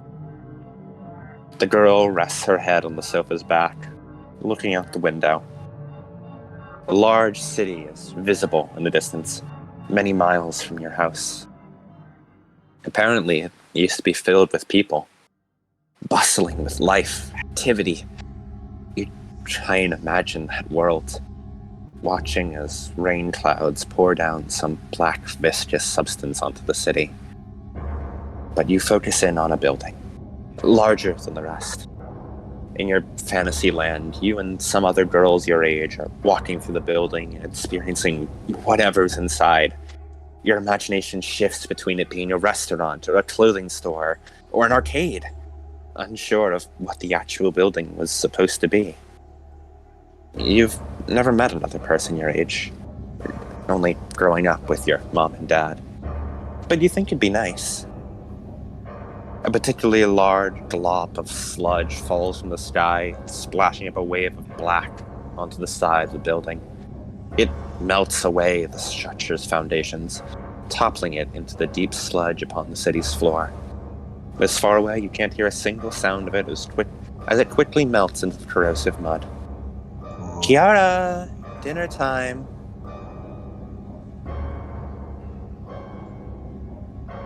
You untangle yourself from your blanket, hopping down onto the smooth wood flooring of your house. You walk through the lively room, briefly glancing at your father's old hunting rifle sitting in its display case. And eventually, you enter the kitchen and hop up onto your seat. Hey, there you are, champ. Was worried with how quiet you were out there. You look up to see the mammoth of a man smiling down at you. He was heavy-set, seemingly by genetics rather than training. His hand alone could probably fit your entire head. But his eyes were warmer than your fireplace, and his arms were always the safest place in the world for you. He placed a small plate in front of you, seeming even smaller in his hands. On it was a slab of meatloaf and a few bits of mashed potatoes. A single carrot was cut up to sit at the edge of the plate as well. It's the same meal you've had for the past 4 days. This same exact carrot, the same leftover pieces of meatloaf, the same bits of mashed potatoes, scraping whatever you can get out of the pot. You look up, seeing your parents' plates nearly empty, save for a few small scraps of meat. You eat your food, the guilt seeping into you with every bite. As you watch your parents pick at their scraps while encouraging you to eat, you feel bile rise in your throat. You force it down. You don't want to waste the food they're giving you. After dinner, you return to the sofa and curl back up in your blanket. Voices carry out from the kitchen. You're thinking they're quieter than they are. Greg, we can't do this much longer. I'm starving, Greg. I know, Tabby. I know, but I promise, just another week, and the seeds we planted should be ready to harvest. We'll be able to get through. Seeds? Crops? What crops? You mean those just random seeds you planted out back? We pulled from whatever fruits you found? The soil's awful and there's never any sunshine. Not a goddamn thing is gonna grow out of that.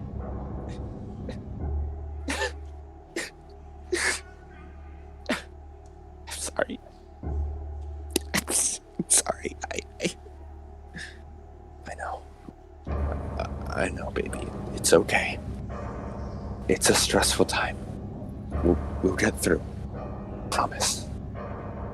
I could go looking. You know, I could go grab my gun and head out to the city. Maybe there's some leftover food. No, please.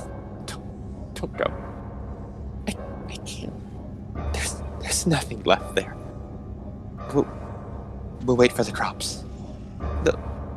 They'll be ready in no time. You get up from the couch, pulling your blanket around you as you go to your bedroom.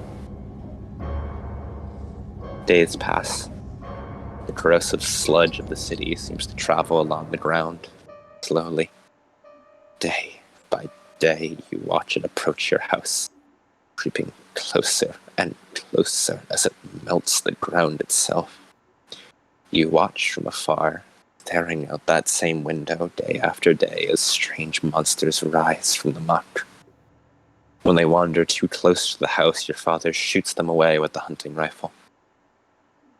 The crops never grow. You awake in the dead of night. A cold chill runs through your body as you slowly climb out of bed, grasping blindly for your glasses on the bedside table. Banging is coming from the kitchen. Presumably what woke you up. You stumble out, feeling your way along the wall as you reach the source of the noise. The closer you get, the more a sickly smell pervades the area. A rhythmic thunk, thunk, thunk as you approach. You peer your head around the corner, seeing your mother hunched over as she whacks away with a cleaver at a misshapen form. A small creak exudes from the floorboard as you step on them, causing your mother's head to whip around. Her eyes seem almost bloodshot, but instead of red veins, there's a crawling, inky darkness writhing under her skin. When she opens her mouth, her teeth seem sharper, and drool pours from them. Oh, you're just in time for dinner. Are you hungry, Ciara? No.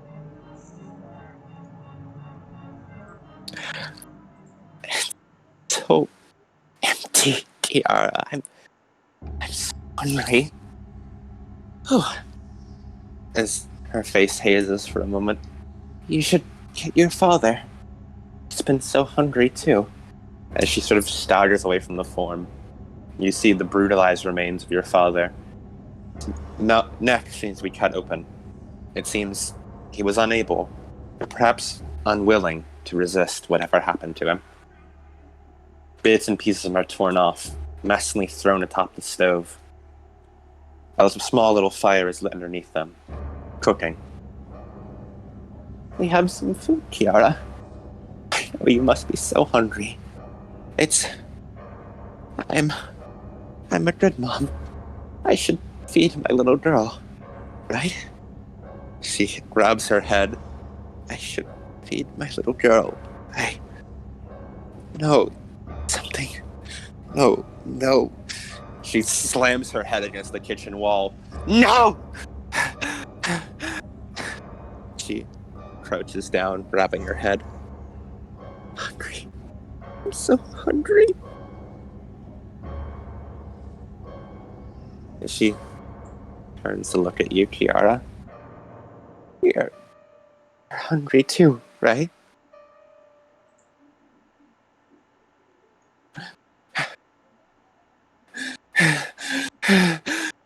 She grabs for the cleaver and rushes at you, Ciara.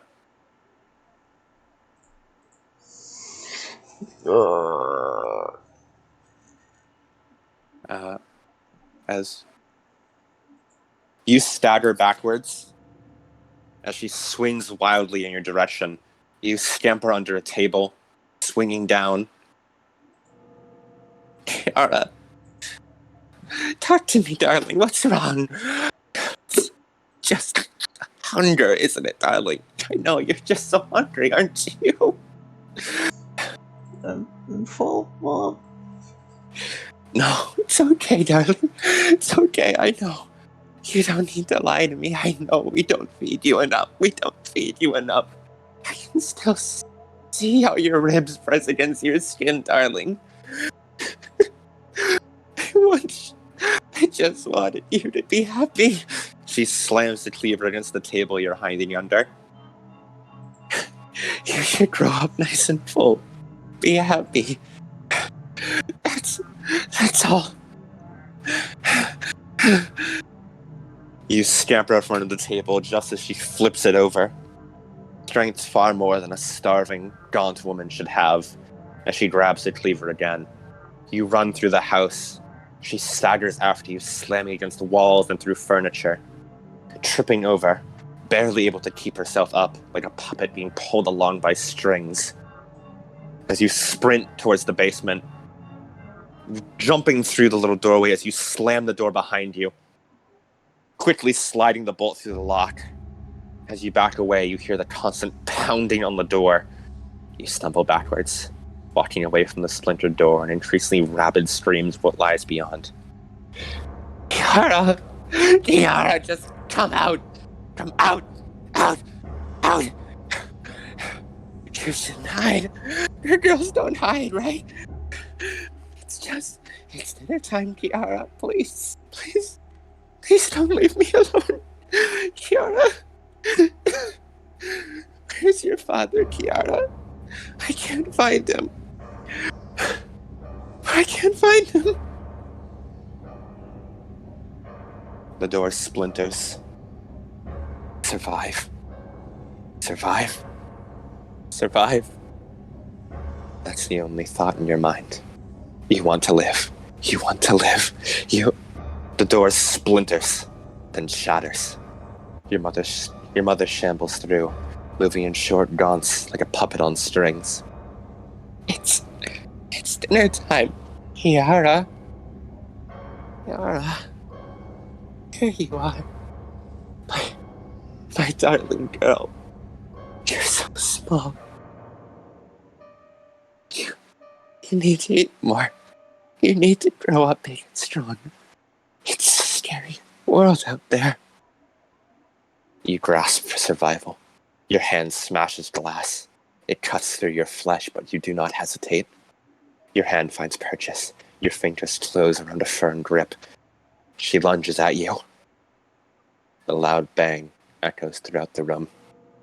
Your father's hunting gun is smoking in your hand. Your mother staggers back, falling to the ground. A moment of clarity seemed to cross her face as she looks at you. Ciara? What happened? I'm so hungry. You've been raised on stories of what this corruption is like, what it does. She looks at you. You fire again. Her body recoils from the impact. You fire again. Again. Again. Again. You pull the trigger until you hear clicks, and then you pull more. The gun falls from your trembling hands as your knees give out to a puddle of blood. Your fault. Your fault. Your fault.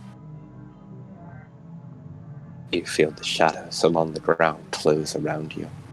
The tendrils reach up, coiling around your throat. You can't breathe. Your heart aches. It feels as though it's being cut apart.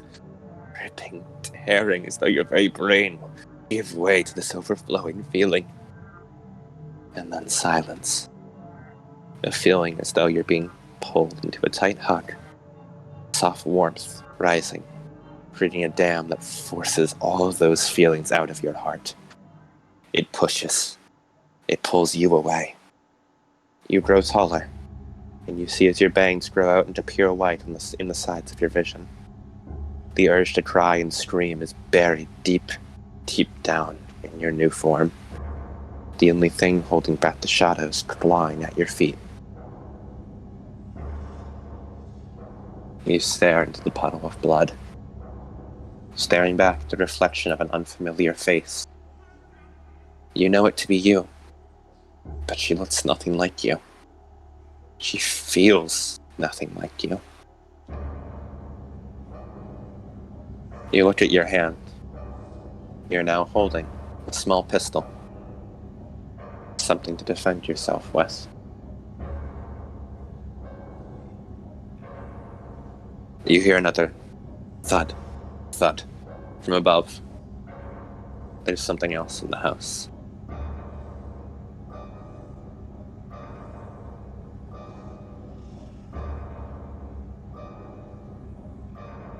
Do you remain there, Ciara? Or do you attempt to investigate? Can you bring yourself to move when your legs feel like they're rotting away beneath you?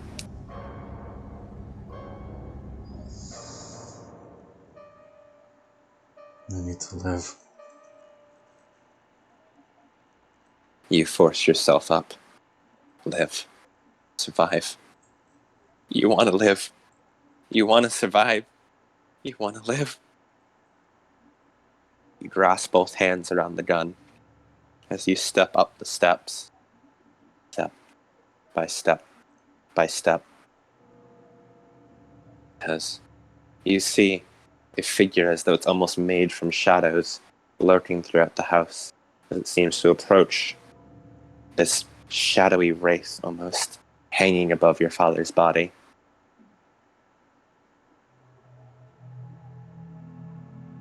To live. You want to survive. As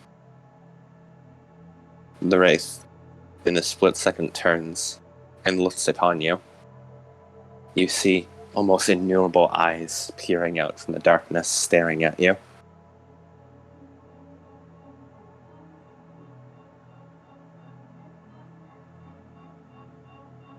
It hunches down low as it slowly starts moving towards you.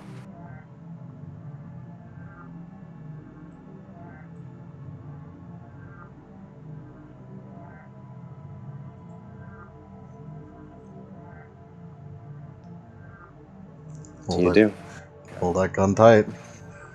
You hold the gun tight.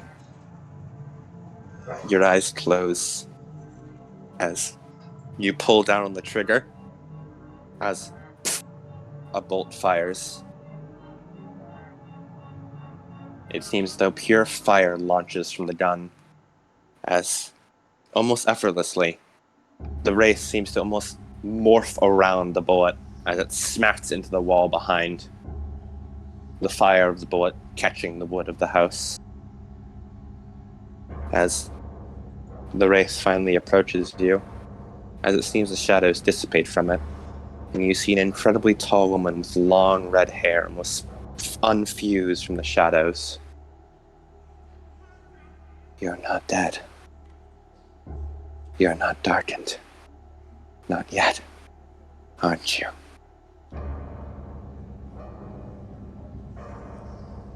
And she stares down at you. Her hands reach out as she appeared to have been holding a knife as it drops from her grip down to the floor. As she gently nudges the gun from you and then places both her hands on your shoulders. You're not dead yet. Not yet. still someone else out there. As the woman kneels down and just gently pulls you into a hug. As the fire from your gun catches the rest of the house. As her arms hold you, you watch as it engulfs the rest of your memories, burning them away. As Aki, you awaken from this nightmare.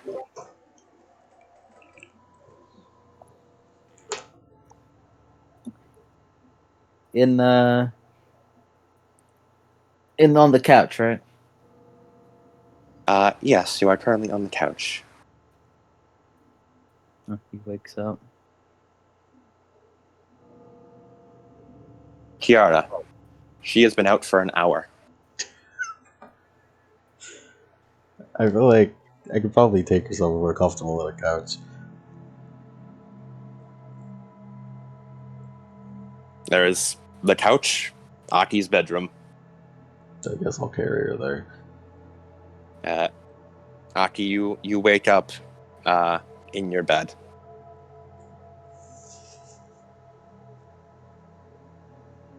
She takes a moment just staring straight up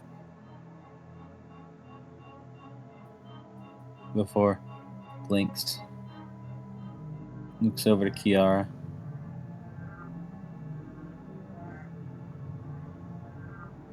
Where she stands up best as she can.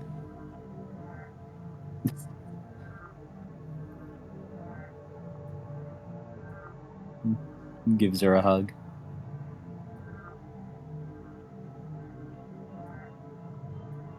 Aki, if you would indeed roll for me, a breaking point, as well as just an automatic foreshadows gained. Oof, youch. The breaking point does indeed have a -5. Okay.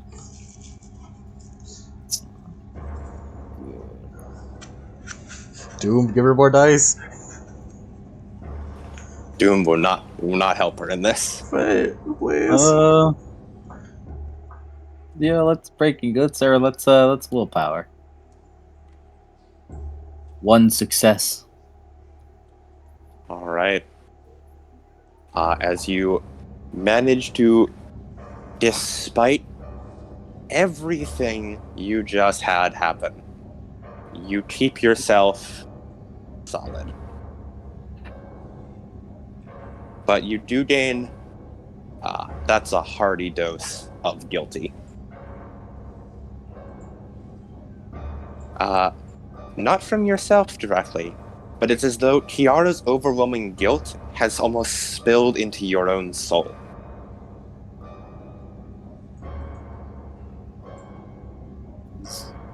Aki leans over. Gives Ciara a hug.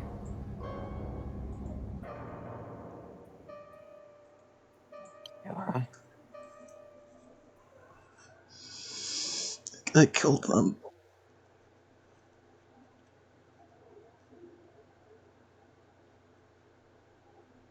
She nods.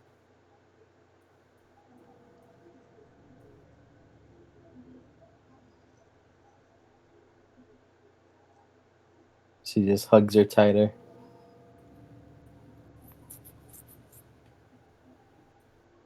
It's because they were feeding me and they didn't eat themselves.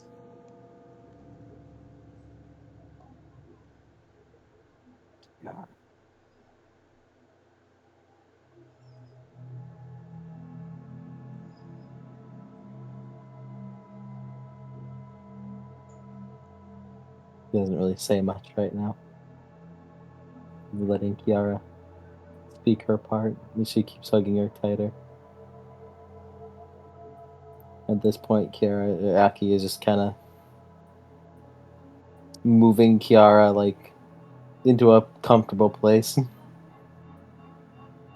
Wherever she is, she's just taking Ciara to like sit down with her on the bed.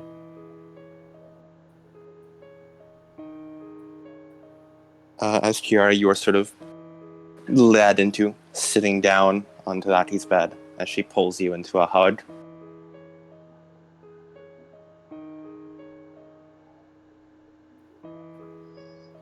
It's my fault. I can never be a hero.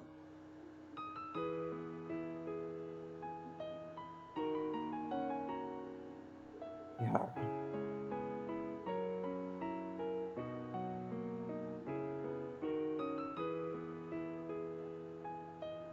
You can't keep letting yourself think that.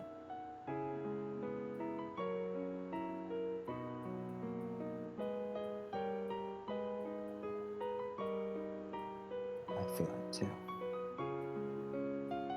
From the memory.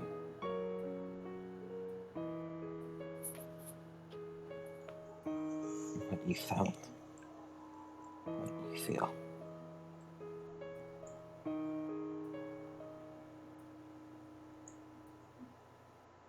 There's nothing I can say to make it feel better. Because it's too much.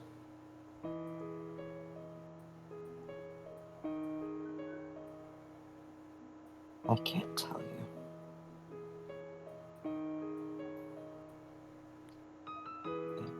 You're wrong. In your head. But I want you to know. At least.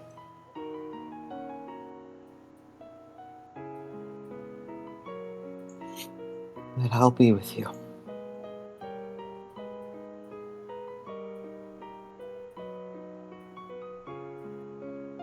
Doesn't matter what'll happen. If you think it was your fault or not.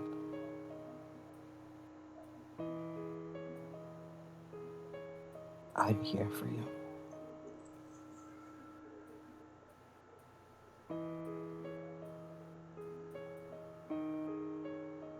And I'll never hate you.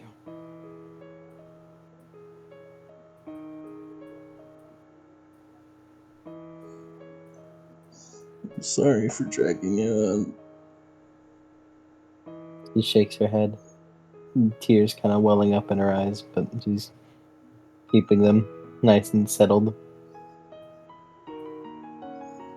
No. Don't apologize. And she kind of pulls back a little bit so Ciara can see her face. Gives her a small smile, reassuring one. I did it for you. So you can finally have someone to trust. Just trust in your pain. Just share it with you. So you won't be alone. I'm supposed to be here to save everyone. What I'm doing is hurting you more.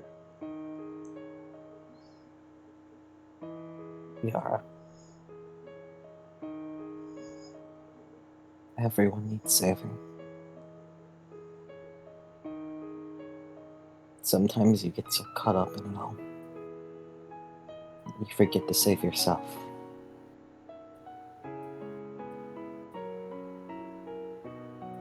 I'll be there to do that for you.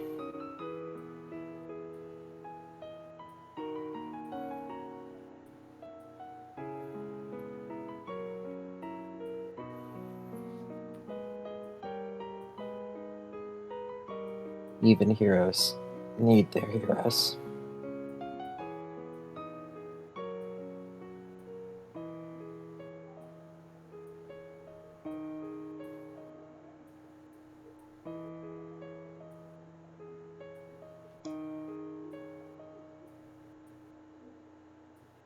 Zaki just leans back, closer into her, to give her, just to keep hugging her.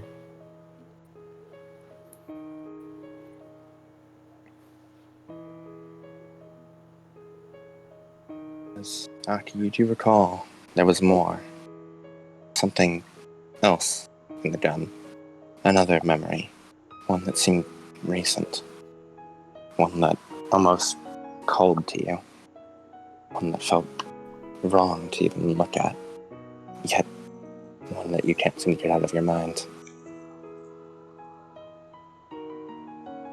Ciara.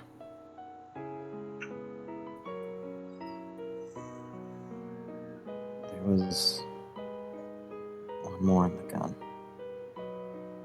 Another memory.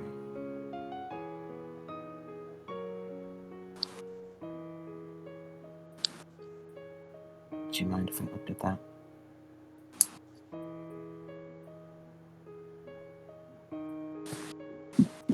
She nods.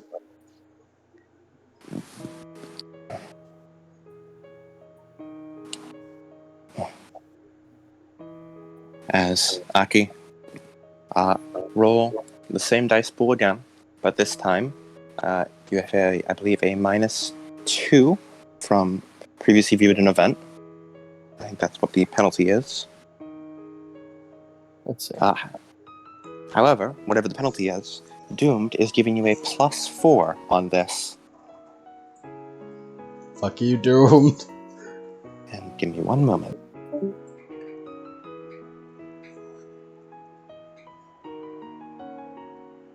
I'll kick your ass, Doomed.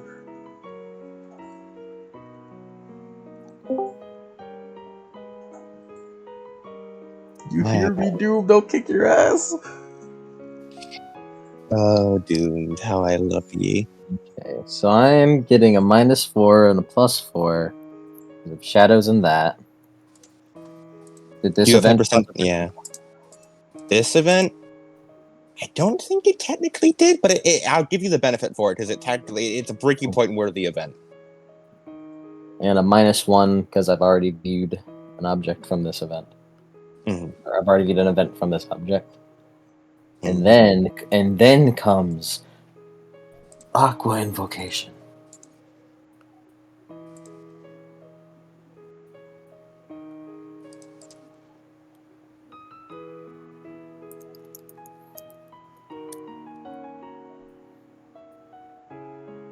Four successes.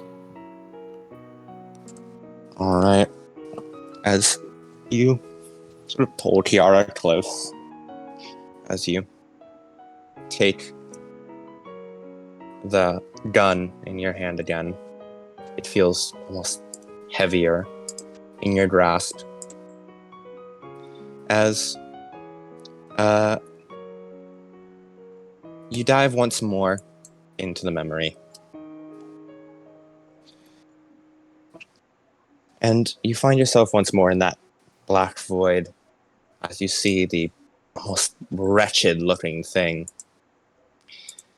The strange, writhing memory that reaches out towards you, Aki.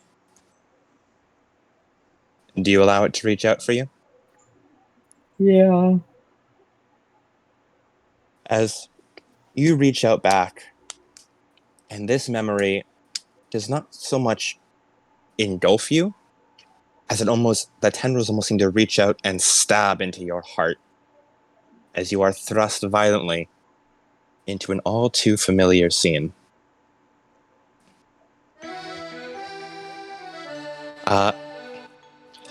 The first thing you notice is your own face, as you are looking from the point of view of Ciara at yourself, as you exchange words that seem familiar, as Ciara looks, as you leave the hospital room, and Ciara looks back to stare at Sophia Richards, as there's an almost whirlwind around you of information. You see, as Ciara points her gun at Sophia, you feel all the pain overflowing in Ciara's heart as she demands why Sophia was the one who got to live a happy life and not her. Why Sophia's life is worth more than hers. You feel every last inch as thorns dig deep into her heart. You feel as though she's being torn in twain. Yet, you feel an unshakable resolve. A resolve not to live anymore. The resolve of a prisoner marching towards the guillotine in front of them. A boy with dark skin and red hair appears in a chair nearby. You hear their conversation. You feel the grip Ciara keeps on the pistol in her hand. And the words ring out in your very soul. After all, there can only be one Miyama Sin. When she awakens, you'll cease to exist.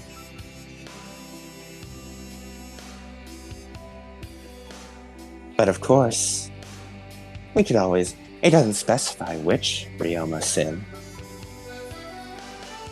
Who's to say her life is worth more than yours? Why not let her fade into obscurity instead?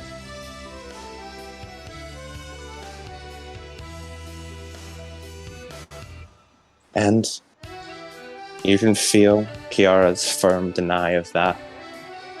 The determination to sacrifice her own life so that Sophia can live. Not for Sophia, but for all of her friends who miss her. For Jess, for Abigail, and to bring her back to you, Aki. After all, Sophia's the one who deserves to be here, to be hanging out with you, and not her. As Aki, you are once again brought back to the present. After only about a few scant 3 or 4 minutes passing, as the gun falls from your hand back onto the bed. Lucky just almost shell-shocked. But she still manages to stop. A full flow for now. Only a tear coming down her eyes. Yeah. A single tear drops down and splashes onto the gun in your lap. Ciara. And she looks over to her.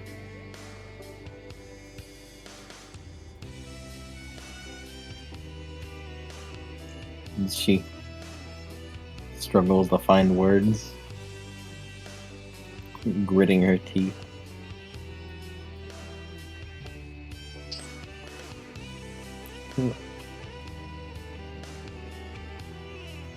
Is there no other way?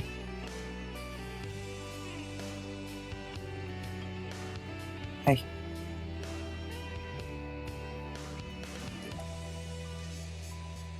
can't let you do that to yourself. It's the only way.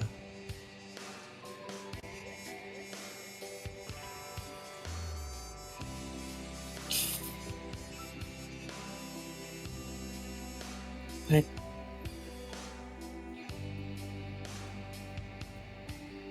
it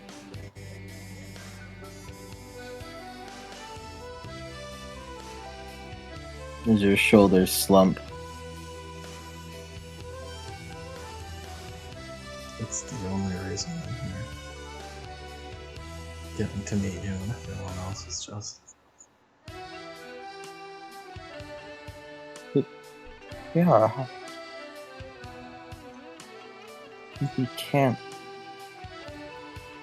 I can't lose you too.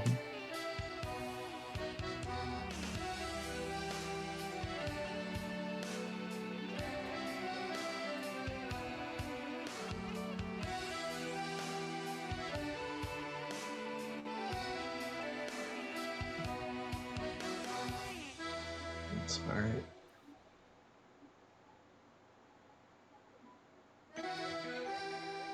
You see, Aki tries her best to keep her face from falling too much.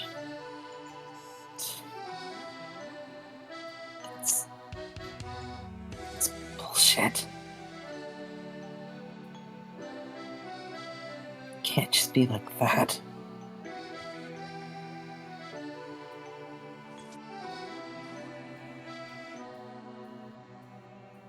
Ciara sees Aki trying not to be sad and getting angry for Ciara's sake.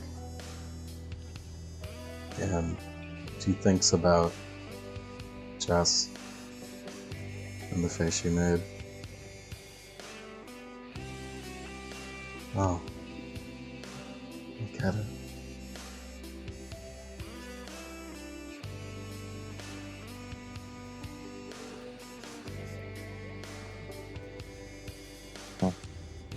Ciara brings in Aki.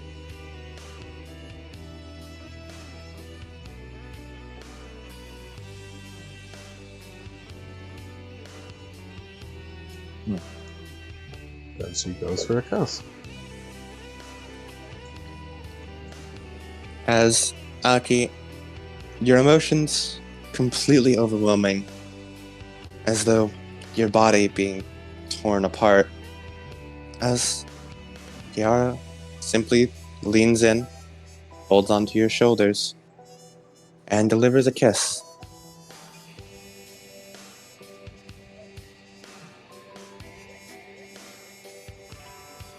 Blink.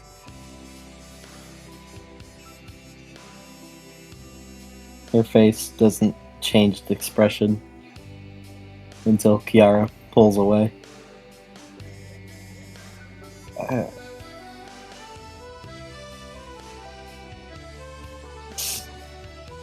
She grits her teeth, looks angry. Why'd you do that? His face is like flushed. Thank you for caring so much. Like leans back a bit before just going into a frown. Face still red. Looks away in a tsundere-like fashion. You gotta prepare me for things like that. You always do something stupid.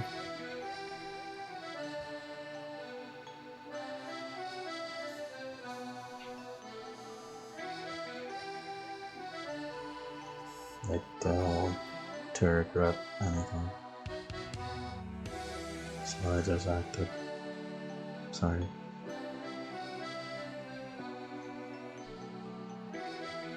Aki looks back and frowns again. Looking back towards her. And she de-transforms.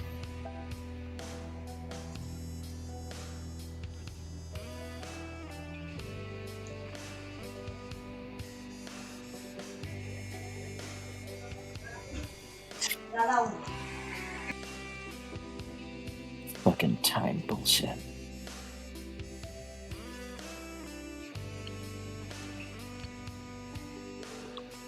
It does look as though Lemon is left. Yep. As Aki, you, for a moment, as Ciara in front of you, the world seems to almost melt away for a moment. Your vision blurring as you almost haze your way and seeing as though you're atop or upon another grassy plain, staring once again at the back of the knight with the golden hair. So it's coming true again. I told you. That's the curse our bloodline has. I'm so angry. As you continue to look at Andre, as I told you, that's the curse our bloodline has. Whenever we care for something, it's destined to turn to dust in our fingers. Never being able to save a single thing. She too will disappear from your grasp, just like I expected. As once again, the world hazes back and you see Ciara in front of you again. She comes back. And then looks back to Ciara.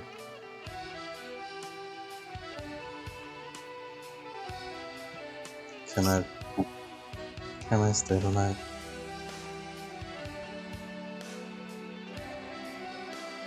Her hand kind of leans over and grabs Kiara's.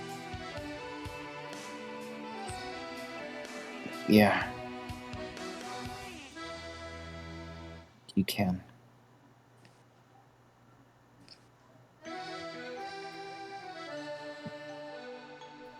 Wow.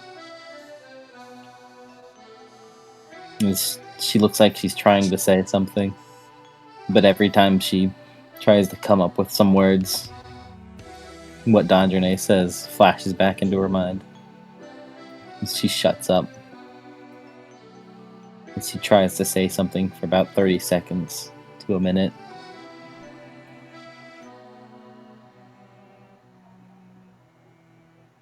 Really no other way.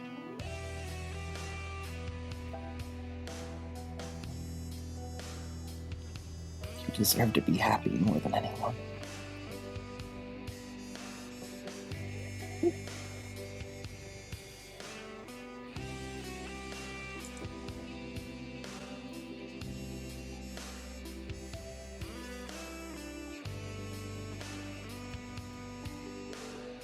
Hearing you say it almost makes me believe it.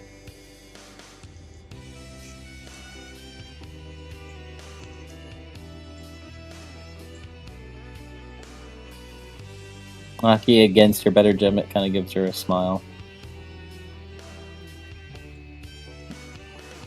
And that really does make me feel better.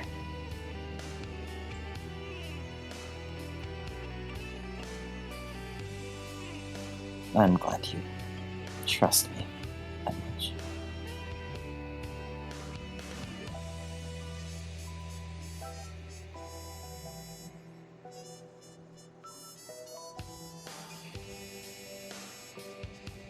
Ciara.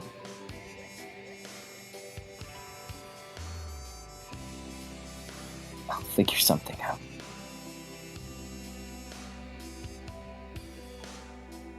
The words that I need to say to you. To put... I'm just gonna say your, but to put my mind at ease. I'll find them.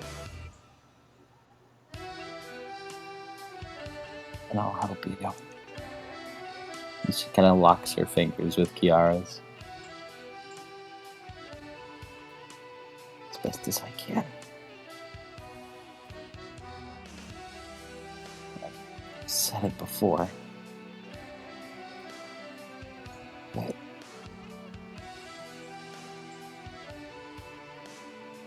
I'll be your hero. If you need that. I need that.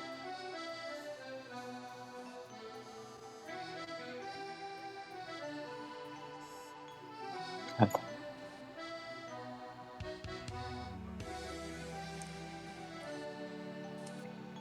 She leans back into her and gives her a hug. As Aki pulls Ciara back into a hug. As the snow continues to fall throughout the night, the sun having fully set by this time, as you simply turn off the lights, and I assume both just exhaustion from the whole day, especially the last gauntlet of emotions you had to go through, catching up with you. As would you both like to simply fall asleep in Aki's bed? Sure, that's what happens. I believe so, yeah. Yeah. As The two of you go to bed as the sun sets. You turn off the lights. And that is not where we'll end the session. The fuck?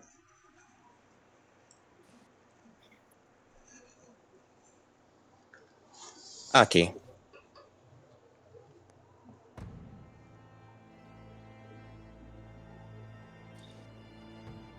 When you come to, you find yourself just simply staggering along the street. You're still transformed as you sort of hold your head and keep walking, as you aren't quite fully in control of your body.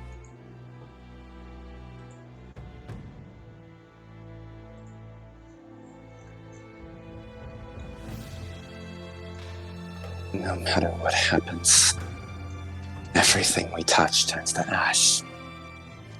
You're hurting her and yourself more. Playing along like this will have a happy ending. Let the girl sleep. But stop trying to get her hopes up.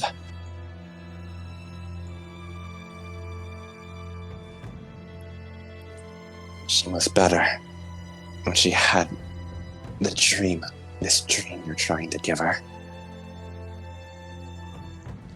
As you aren't quite aware of your surroundings, but you're vaguely aware that it seems Dandrene has taken your body and, while Ciara was sleeping, left your house.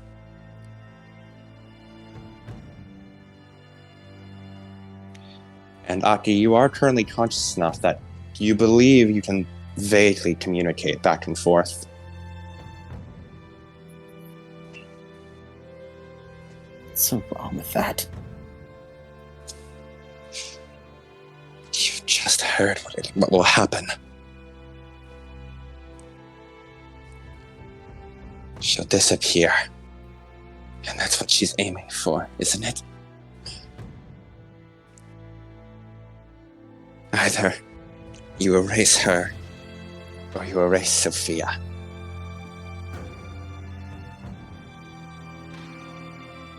It's as simple as it comes.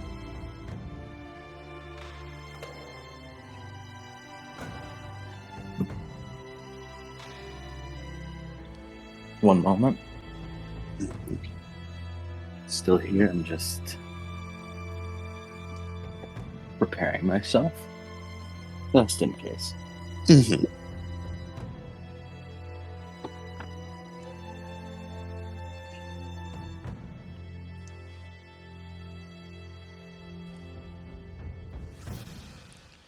Is what she's trying. I'll figure something out. Figure what out? This is the law of the universe itself. She's already mucked around enough with time travel. It's a miracle she hasn't already been erased.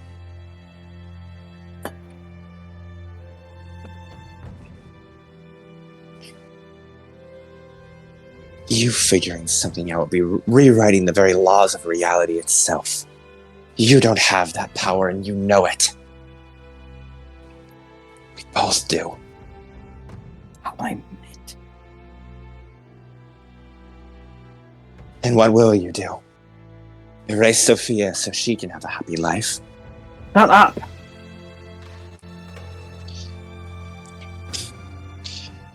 This is what comes of us. It always happens. Every time. We grow attached. We think we're the strongest. Or at least strong enough to change something. We pick the shattered pieces we can find up, even when we lose everything. And even those turn to glass and sand in our hand. We start with nothing. We claw our way up, and we think we finally have something, and then that too is ripped from us. It's been happening since the beginning. Every one of us. Every time we reincarnate, the same events happen. I'm trying to warn you. It happened to who came before me. It happened to me. It'll happen to you.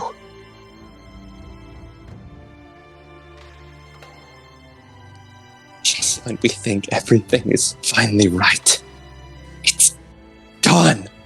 Again. So accept that it'll be gone. Just... You need to prepare yourself that it'll already be gone. The more you pour your heart into her, the more it'll hurt when you have to drive that dagger in.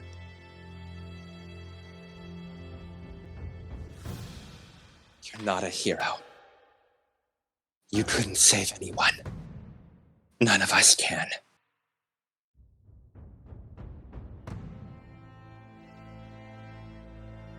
You finally hit the point where our ideals turn to ash, burning up in the sun. At least save yourself and don't try and fly too high. It's the only way you'll have a happy ending.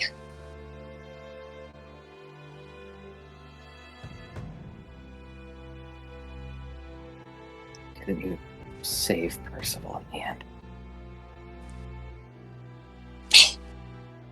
No, I couldn't save him. That writing is the sweetest lie there is. It's everything I wished could have happened. I watched him die in front of me, and there wasn't a thing I could do.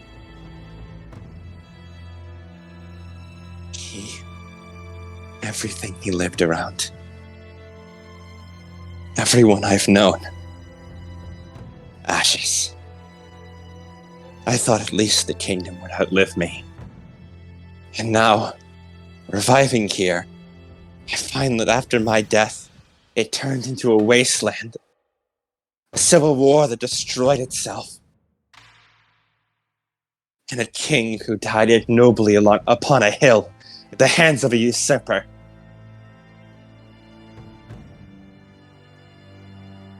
Every empire falls. Every link we have with others destroyed.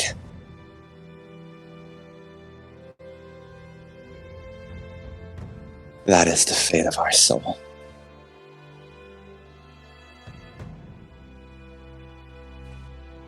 Give back my body. You'll just run back to that girl. Give back my damn body.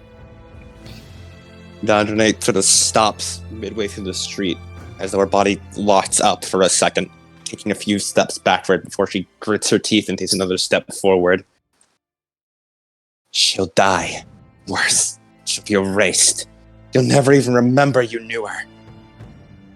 If you forget now, just focus on anything else. Give back my body. She staggers again, taking a few steps back before taking another step forward. You won't even remember she's gone. The pain will mean nothing to you. Why do you care? I don't have the words for you right now. I can't think of any. You're just walking forward. Ignoring everything. No logic. Just an ideal to die upon. I won't die. I'll figure things out. I'll figure out what I'll do after the fact. I'll figure out what I'll say to you after the fact. I don't care. There's nothing right now more important than her. Every one of those thoughts will choke you until your last breath. As Aki, you force a step backwards as you plant your ground, your legs, your body, as you grit your teeth and you refuse to budge from this spot. As there is a shrieking, pulling, a wind pushing you forward, but you refuse. And you stay rooted. As Well, give her as happy of an ending as she needs. Be damned what happens to me. the wind grows stronger, trying to push you forward. Then you lose everything. Her and your life.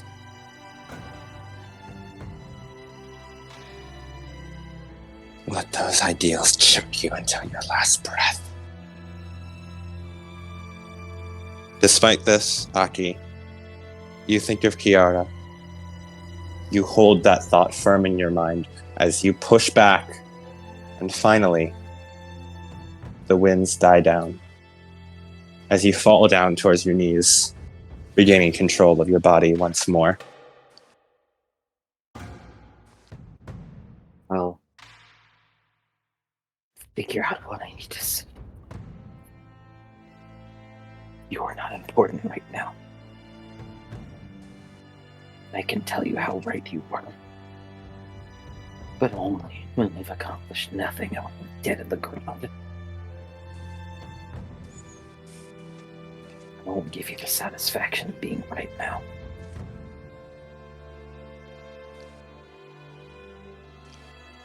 As you catch your breath, forcing yourself back to your feet. What matters is her. Everyone else, they'll follow me. They'll follow suit. Right now, no one will die. And if I can't do anything, then I'll give her the satisfaction of saying goodbye. As Aki, you plant your heels in the ground and turn, making firm, long strides back towards your apartment, back towards her. As a voice faintly in your head, Knave, you're back. Your mind was blocked out. This emotion.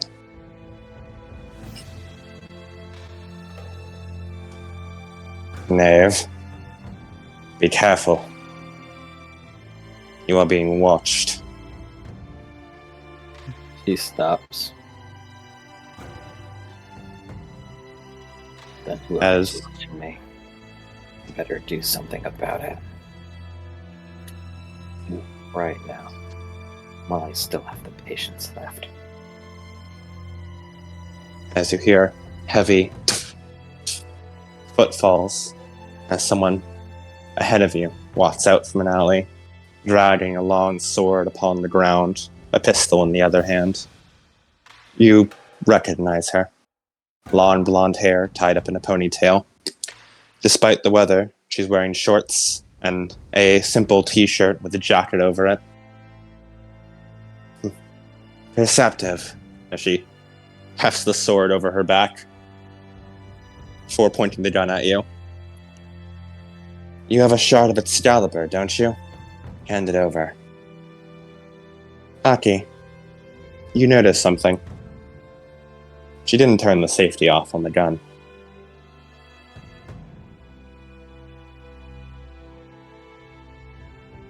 What is up with you? I suppose I need to do the spiel then. As she lowers the gun and walks towards you, she brandishes the sword. Mordred, usurper of kings, destroyer of Camelot, and reclaimer of Excalibur, as she holds the sword towards your neck. Aki blinks.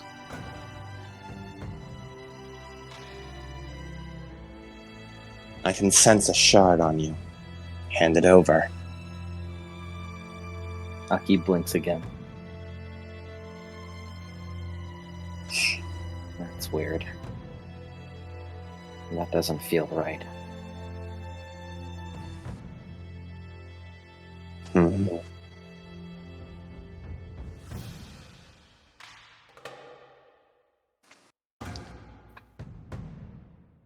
She just kind of stares at Mordred. I don't have the Shard of Excalibur. Not physically. She raises an eyebrow. The sword is destroyed. All that's left. And she holds out her hand. This. And she summons the sword. As golden light coalesces in Aki's hand, as Mordred staggers back, eyes widening. What? But as the golden light of Excalibur forms into Aki's hand. No. You. It's only a copy. If you're looking for a shard of Excalibur on me, then this is what you're looking for. A shard of Excalibur. Its memory taken into me and formed as a piece of my soul. A remnant of what it used to be.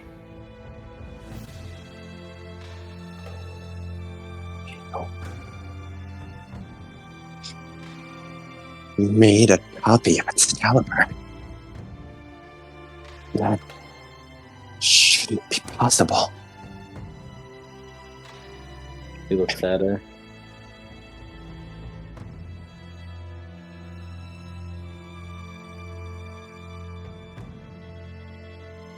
Then dispose of it.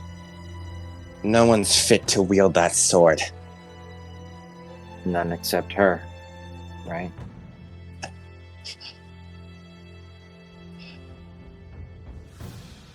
You can see the breath catch in her throat.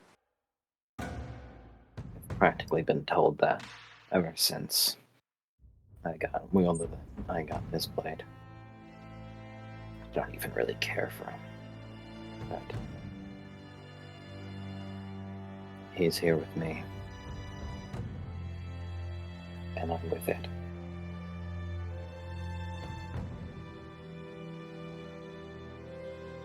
Spoke to you.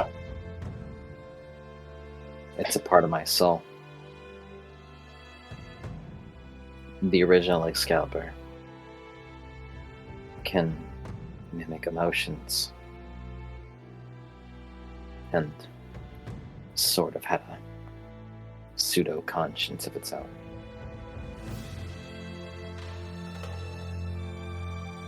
It has one now.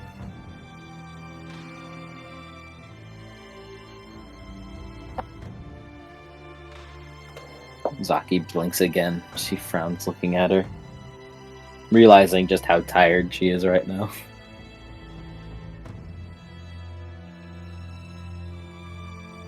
No. In the memories I saw, didn't everyone hate you? Of course. As she once again points the sword at you. I'm the destroyer of Camelot. You'd have to be stupid not to. He tilts her head. It's weird. I don't really get that right now.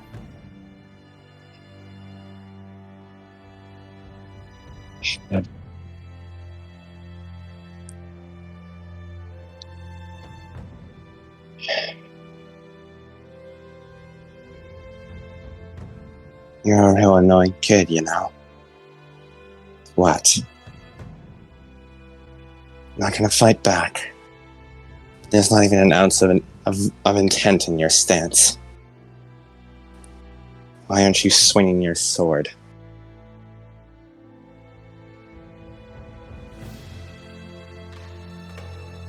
She kind of thinks to Dandrine, and then looks at her again. Kind of glances down to Excalibur. No. You're not worth it right now. I'm not worth it. I'll talk to you later.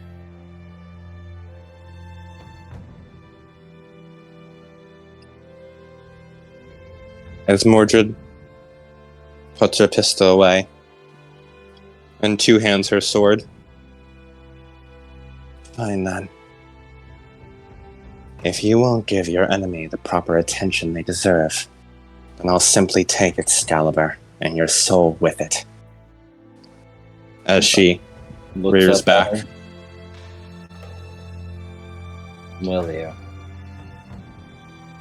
As Mordred lifts the sword up in a two-handed stance with a very proper knightly form. Waits a moment before swinging it down directly at your neck. It doesn't even break the skin. As she pauses right before it hits you.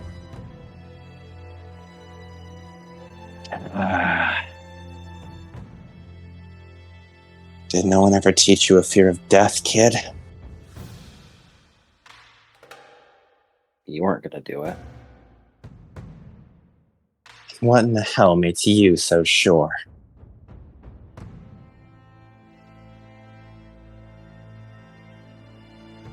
Everything I've heard about you and meeting you now, it doesn't feel right.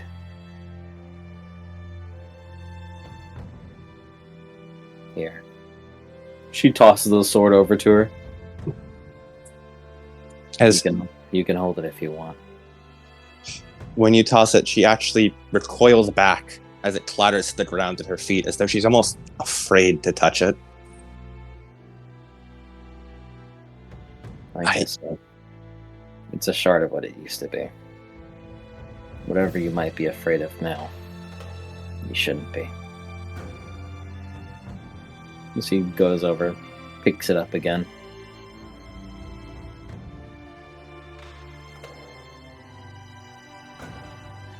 You very faintly hear her, in the smallest bit under her breath, say, "Afraid? No. That sword isn't for me to wield."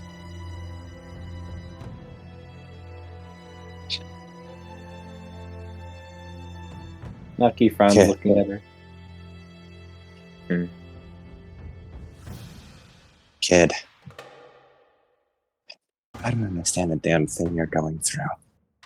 As Mordred goes over and plants her own blade in the ground, as it seems to just shatter the concrete as it slides in like butter. You're carrying that sword so willy-nilly. That's a burden on there. It holds the hopes of people's lives. If the sword's with you, that means there's people counting on you. You should throw that away. That's a heavy burden you shouldn't bear. Sad to say, but I can't. It's a part of me now. And I won't let it go.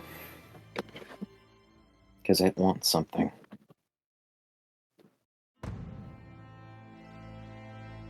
I'm gonna What is figure out what it is.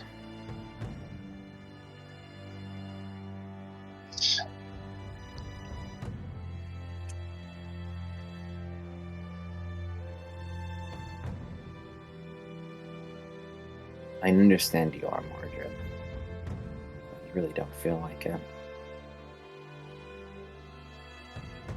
This entire time I thought you were coming to find me, or to reclaim Excalibur for your own. Whenever I heard of that, it didn't feel right. I wanted to look deeper into what happened. I didn't get anything that helped, but I still couldn't shake it.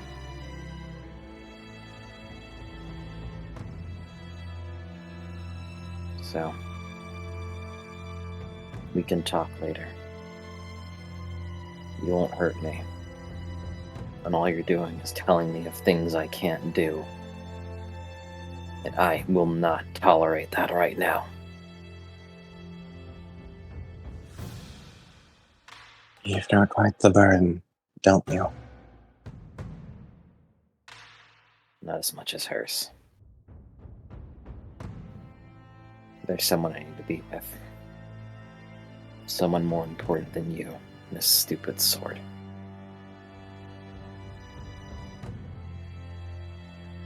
For a moment, you will see as Mordred's eyes widen, looking at you.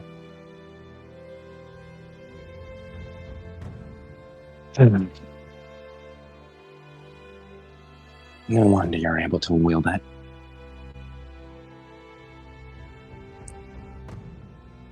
But your form's all wrong. Every part of it. Huh. First of all, the way you hold the sword. Even when presenting it, you should hold it properly. You'll nick yourself. It's a sharp edge. Sure. And she looks down. Arm guards. You don't have those. What if the sword is brought back? You'll nick yourself on the arms. Besides, it's useful for a parrying tool when you don't have a shield. I do. Sorta. Good. And the way your stance is, you're swinging this thing around two-handed. Or what? You're swinging this thing around one-handed, aren't you? This is a proper longsword. You can't use its fulcrum point properly unless you're wielding it with the proper finesse. You can't swing it around like a baseball bat and expect it to do proper work. Lucky Blake. As Mordred frowns. But your eyes. I can count the bads under them. Whatever weight you're bearing, it's heavy.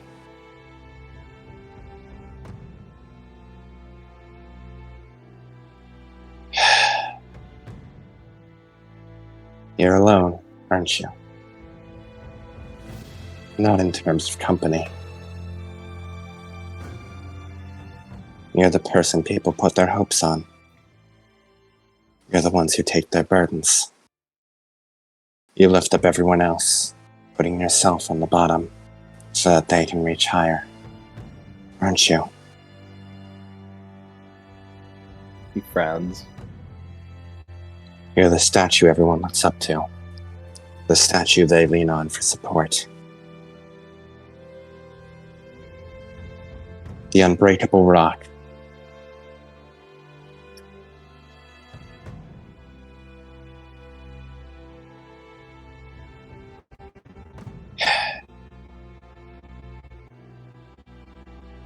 As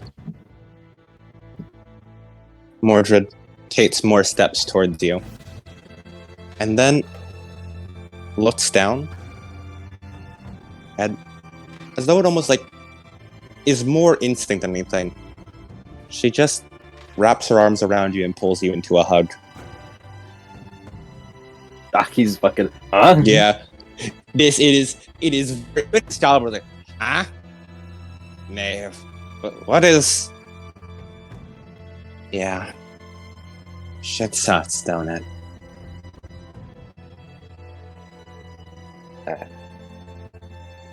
Guess. As Mordred steps back, that's a thing people do, right? Last I checked. Sure. Aki kind of steps back. Mordred frowns. Is that not a thing humans do? I thought humans. That There was was I people do that though. That's a thing humans do. It's like it's a not. Is that not? I wasn't really. That wasn't the right gesture, was it? Shit. I wasn't really expecting it. She looks away. Shit, that wasn't the right gesture. Okay. She looks back, crosses her arms, closes her eyes, attempting to look more authoritative again. Wherever you're going, go back to wherever you were. You have your heart set there. I'll find you again later.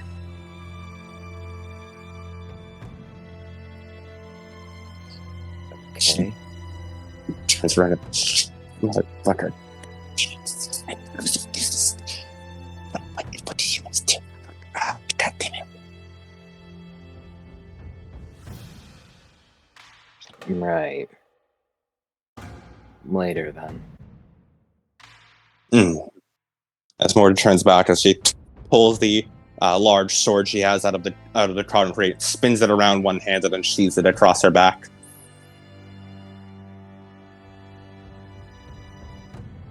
Hold on to that dream of yours, whatever it is. As Mordred walks off, and you, for the first time, notice as almost a crackling of electricity seems to leave your body, as you hadn't realized it had entered you before.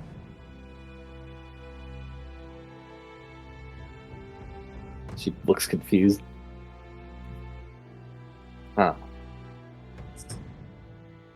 She certainly has changed. I guess it has been 1,500 years. Who the hell was Mordred of all people giving me positive reassurance? You sense pride from Excalibur. What's up with you? It is just... I could still see a bit of her, how she was before Kamlan. And that smallest spark still alive in her. I just remembered it when you spoke to her.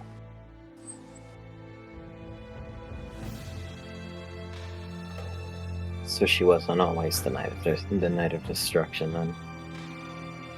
No.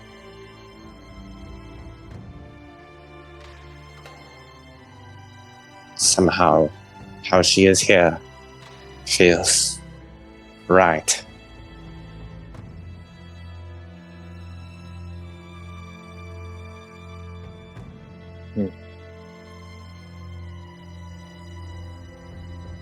We have to get back to Ciara. Indeed. Run like the wind, Knave. Your princess awaits.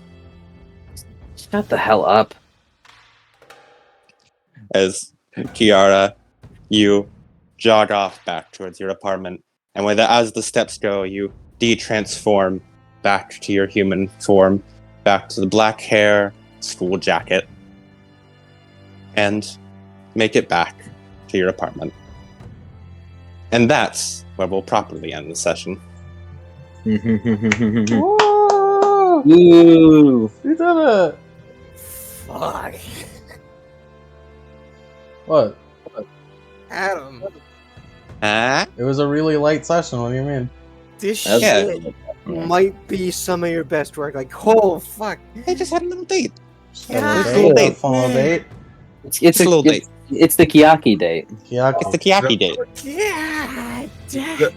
The fucking audience was in shambles. Yeah.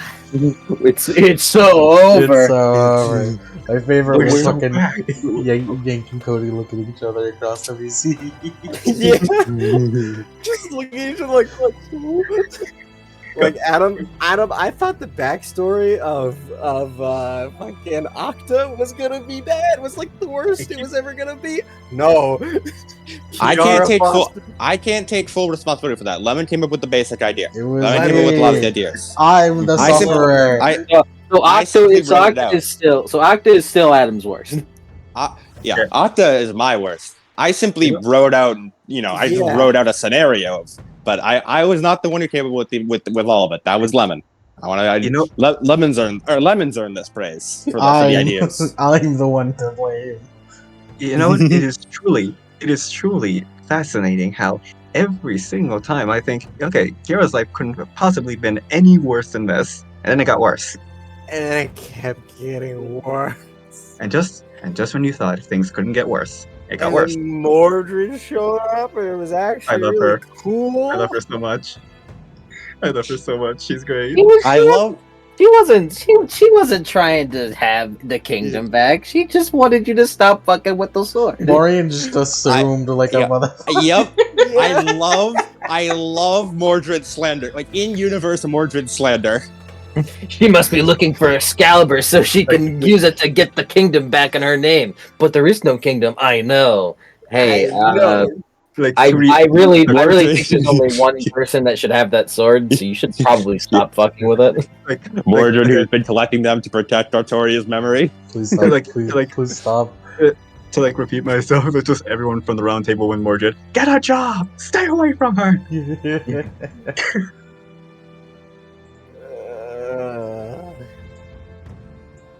It's fucking. I love her. Ah. She was a cute I'm I'm glad I day. can. Yeah, I'm glad I can finally show off one of my favorite aspects of Mordred is that she's cool and intimidating unless you get into a single conversation with her, in which case her grievous lack of social skills makes her fall apart. Yes. She's a girl.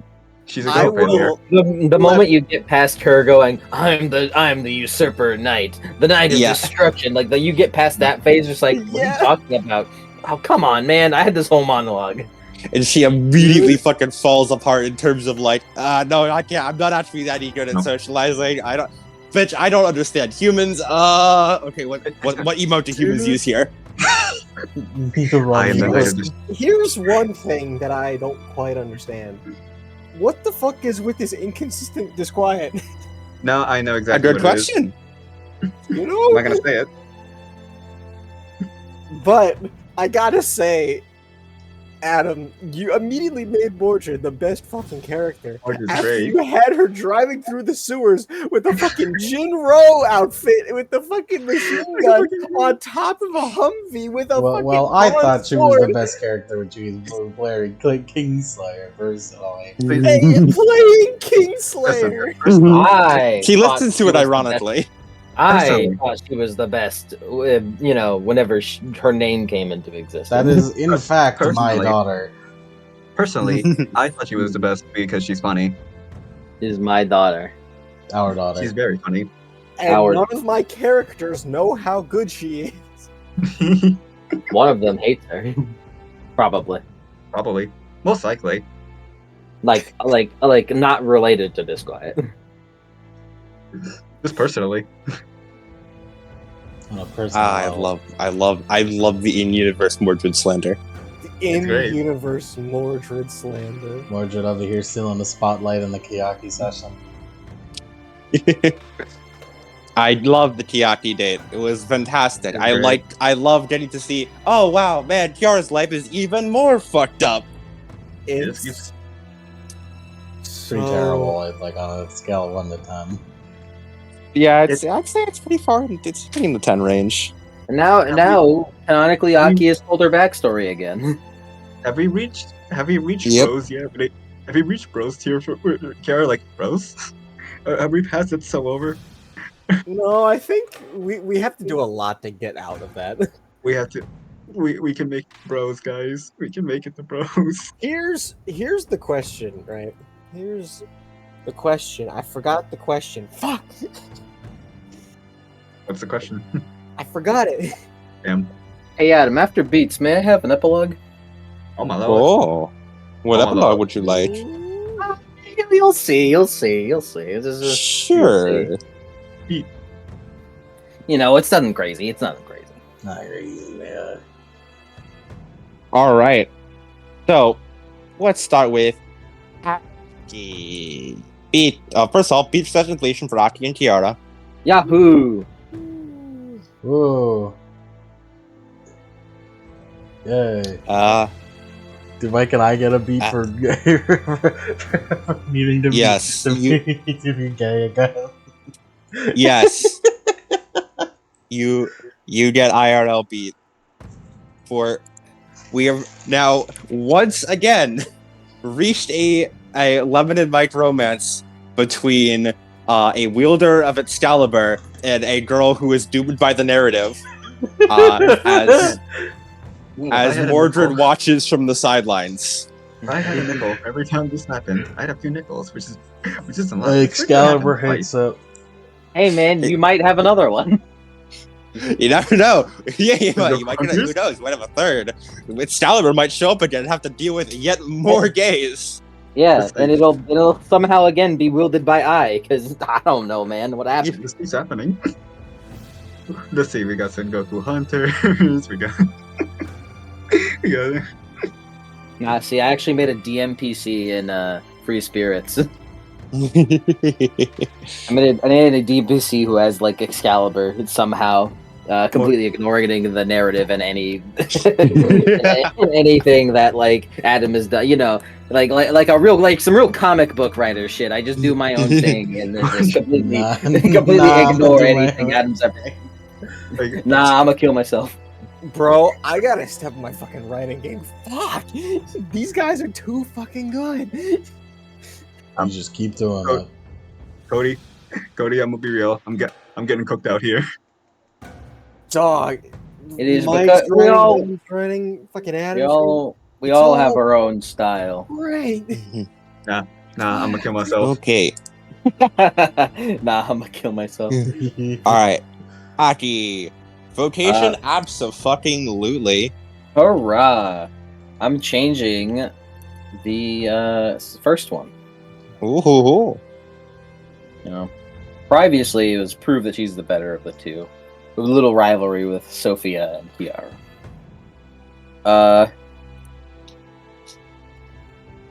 Fight for her happy ending. You get your beat for that. You have fucking resolve to do so. This is like Merlin getting her new aspiration. See, Aki and Merlin. Look, they're so similar. Look how similar you are.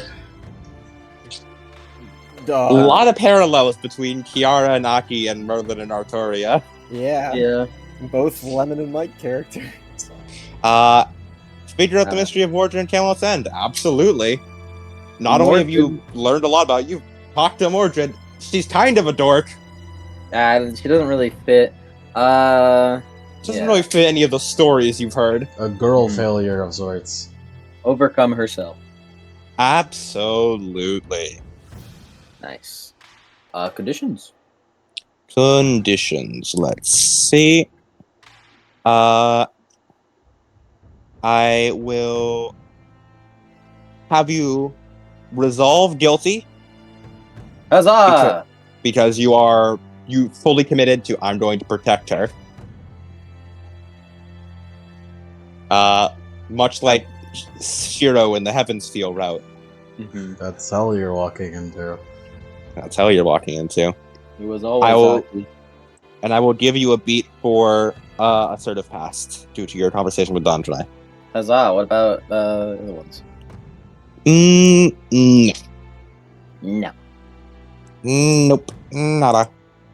Nope. She has. I think this shaking condition is from the Nightscape session. Whenever she fucking like. Yeah, I think that's resolved. That resolved without getting a beat. Amnesia is from just her Is from- losing her memory whenever what's her face comes around. So Mm-hmm. Ciara? and Aki is still pissed about everything Ashley related. Yes. We have more important things right What now. if we just kill Sophia? Would that work? Also, she has foreshadows. Yeah. That's gonna need to resolve those. I remember seeing in the book somewhere on something new about resolving shadows. I don't know. We'll check it out later. I don't know. I believe if you do your virtue, you resolve. Yeah, no, yeah, it was if you regain your full willpower That by is- doing your virtue. you That, can that resolve is the that shadow is as indeed well. correct. That is indeed correct. Yeah. Filling virtue resolves one shadow. Did the last bit fulfill Aki's virtue of caring? Absolutely. Resolve a shadow, baby! Resolve a shadow. I Alright, remember Ciara. paying attention to that since I resolved my shadow, so I do my virtue so fucking often. Yeah. Oh, Ciara. That's me, Yeah. Ciara. Alright. Save everyone. Yeah. Am I saving everyone? I feel like it.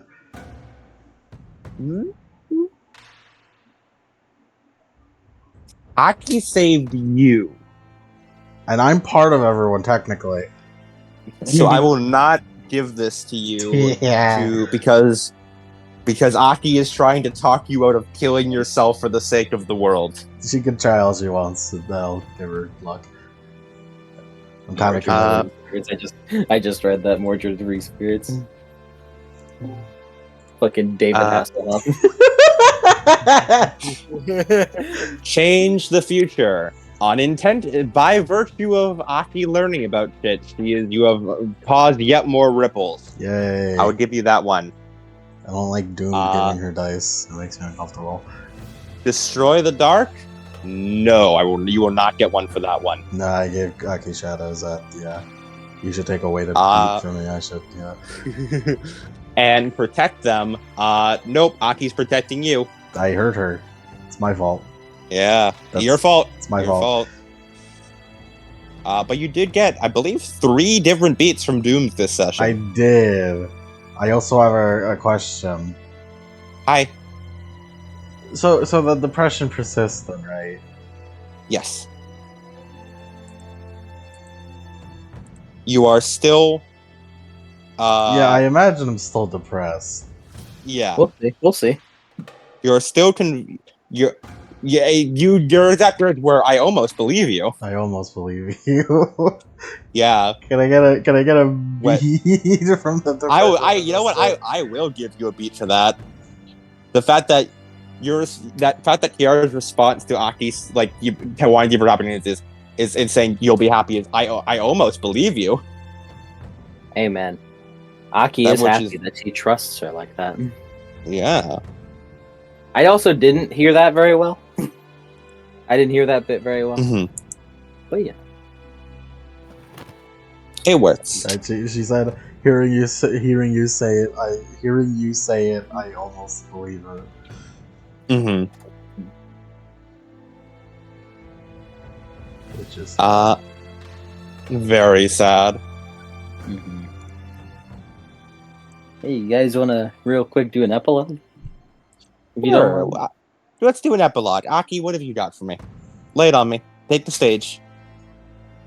So just the morning after, Aki wakes up having just fucking passed out in her bed. And we have to get to school now. Aki kind of wakes up, looks over to Mordred, or not Mordred. I got Mordred. I got Mordred. The bed. Why aren't you training? I heard this depression is pretty strong. Akinanjo. She looks over to Ciara. She's Static, by the way.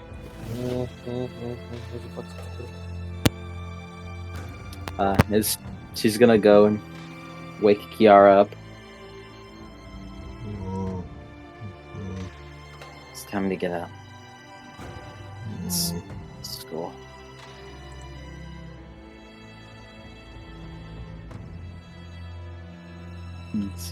She waits for Ciara to get up.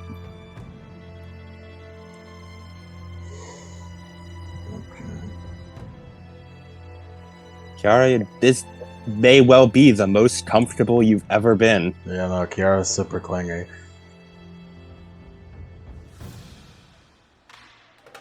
He just sits up and tries to get Ciara up with her.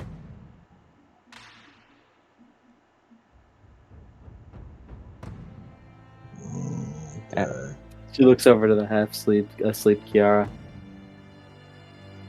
She frowns a bit, getting a little red before leaning in. Kiss on the lips. Back up.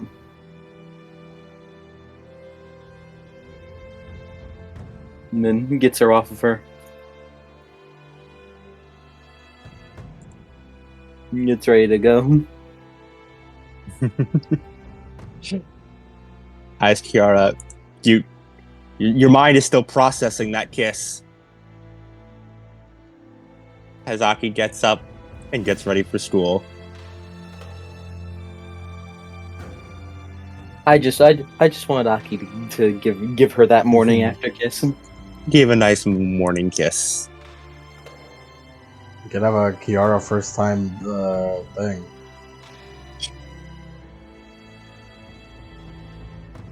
She's a bit The red. Mass Effect will bang, okay? She's a bit red. Kiara's a bit red.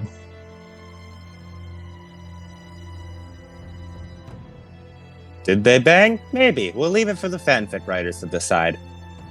But our in our hypothetical Us, yes, imaginary us, fandom. you mean us. Yes.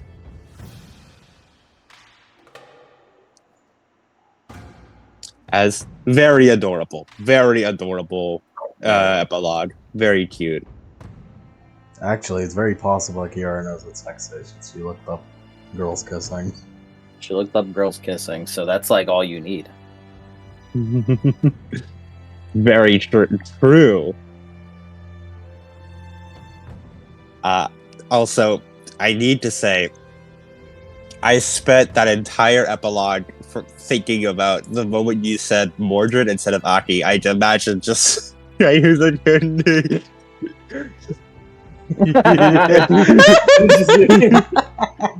This is your time. This is your time, my daughter. Show her what a Hanma is made of, inside and out. Show her what a Nanjo is made of.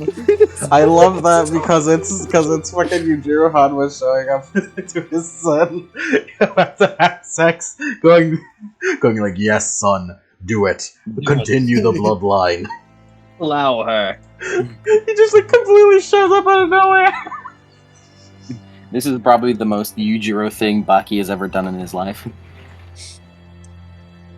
This is the most supportive Yujiro Hanma's ever been. To anyone. Uther is Yujiro. Do it morning, day, and night.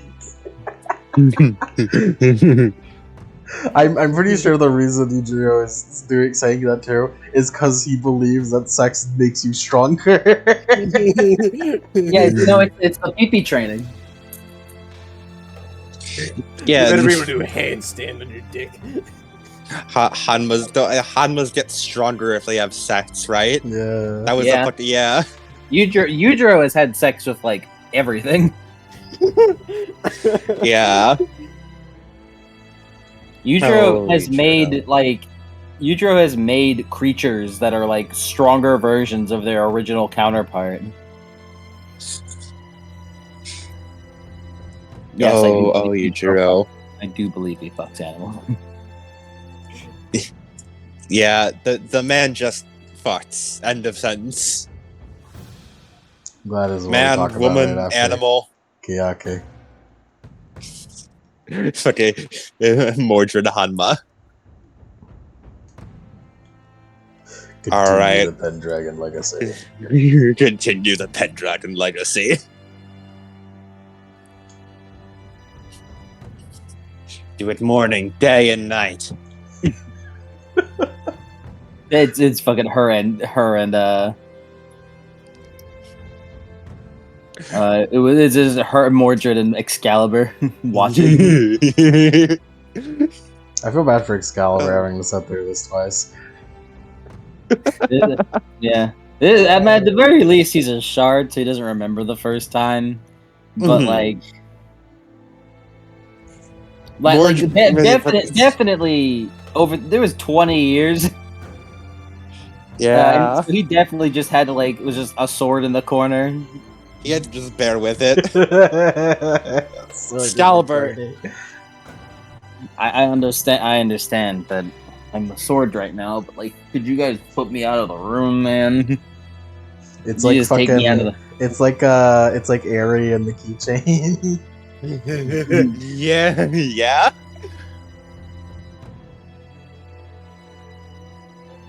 I can assure you this 5-minute off-screen sex scene of Merlin and Arturia is completely vital to the plot. It's okay. Aki and Ciara have already gotten further than Mertoria ever has. Has for now, For now. because they aren't they aren't dating yet, quote unquote dating. I'd like to give a special thanks to Jess for making Ciara understand feelings like this. Yes. Jess paved the way. She helped Ciara understand. He's a bit of a wingman. She indeed. I guide others to a treasure I cannot possess. Yeah. It's okay, Jess. Don't worry. Jess won't remember it after Ciara gets erased. We'll conclude this plotline. It's fine, Jess. I got this. Yeah, it is true. Jess won't remember it. That means Sophia. Yeah, Sophia. Yeah. And that's well, that's the session. That's all I got for you. That's all she wrote. Beads? Yeah. No. Sorry, Hiroka, this wasn't your episode. Brief Hiroka mention. Thank we God should've Hiroka did not have a discounted. date episode. For now. I will kill her. I asked. He did not. He chose to not hang out with Percy. There was, Yeah, and when as hung such, out there with was, Jess so I can get lore. Thank God. and so there was no Percy date episode, Thank which is a God. true tragedy. No, it's not. See, Adam gets it. We are deprived of the Hiroka date We episode. avoided the 9/11 of date episodes. 9/11 of date episode. I can fucking make a 9/11 of date episodes, dude. Don't do you it. fucking Don't do die. 9/11, Cody. Fuck you mean by that? Cody, are you saying you want to do 9/11? What? No, it's already been done. They gotta be original. Alright, I'm True. gonna- 9/12. Not like that. Not like that one fanfic writer that. Fucking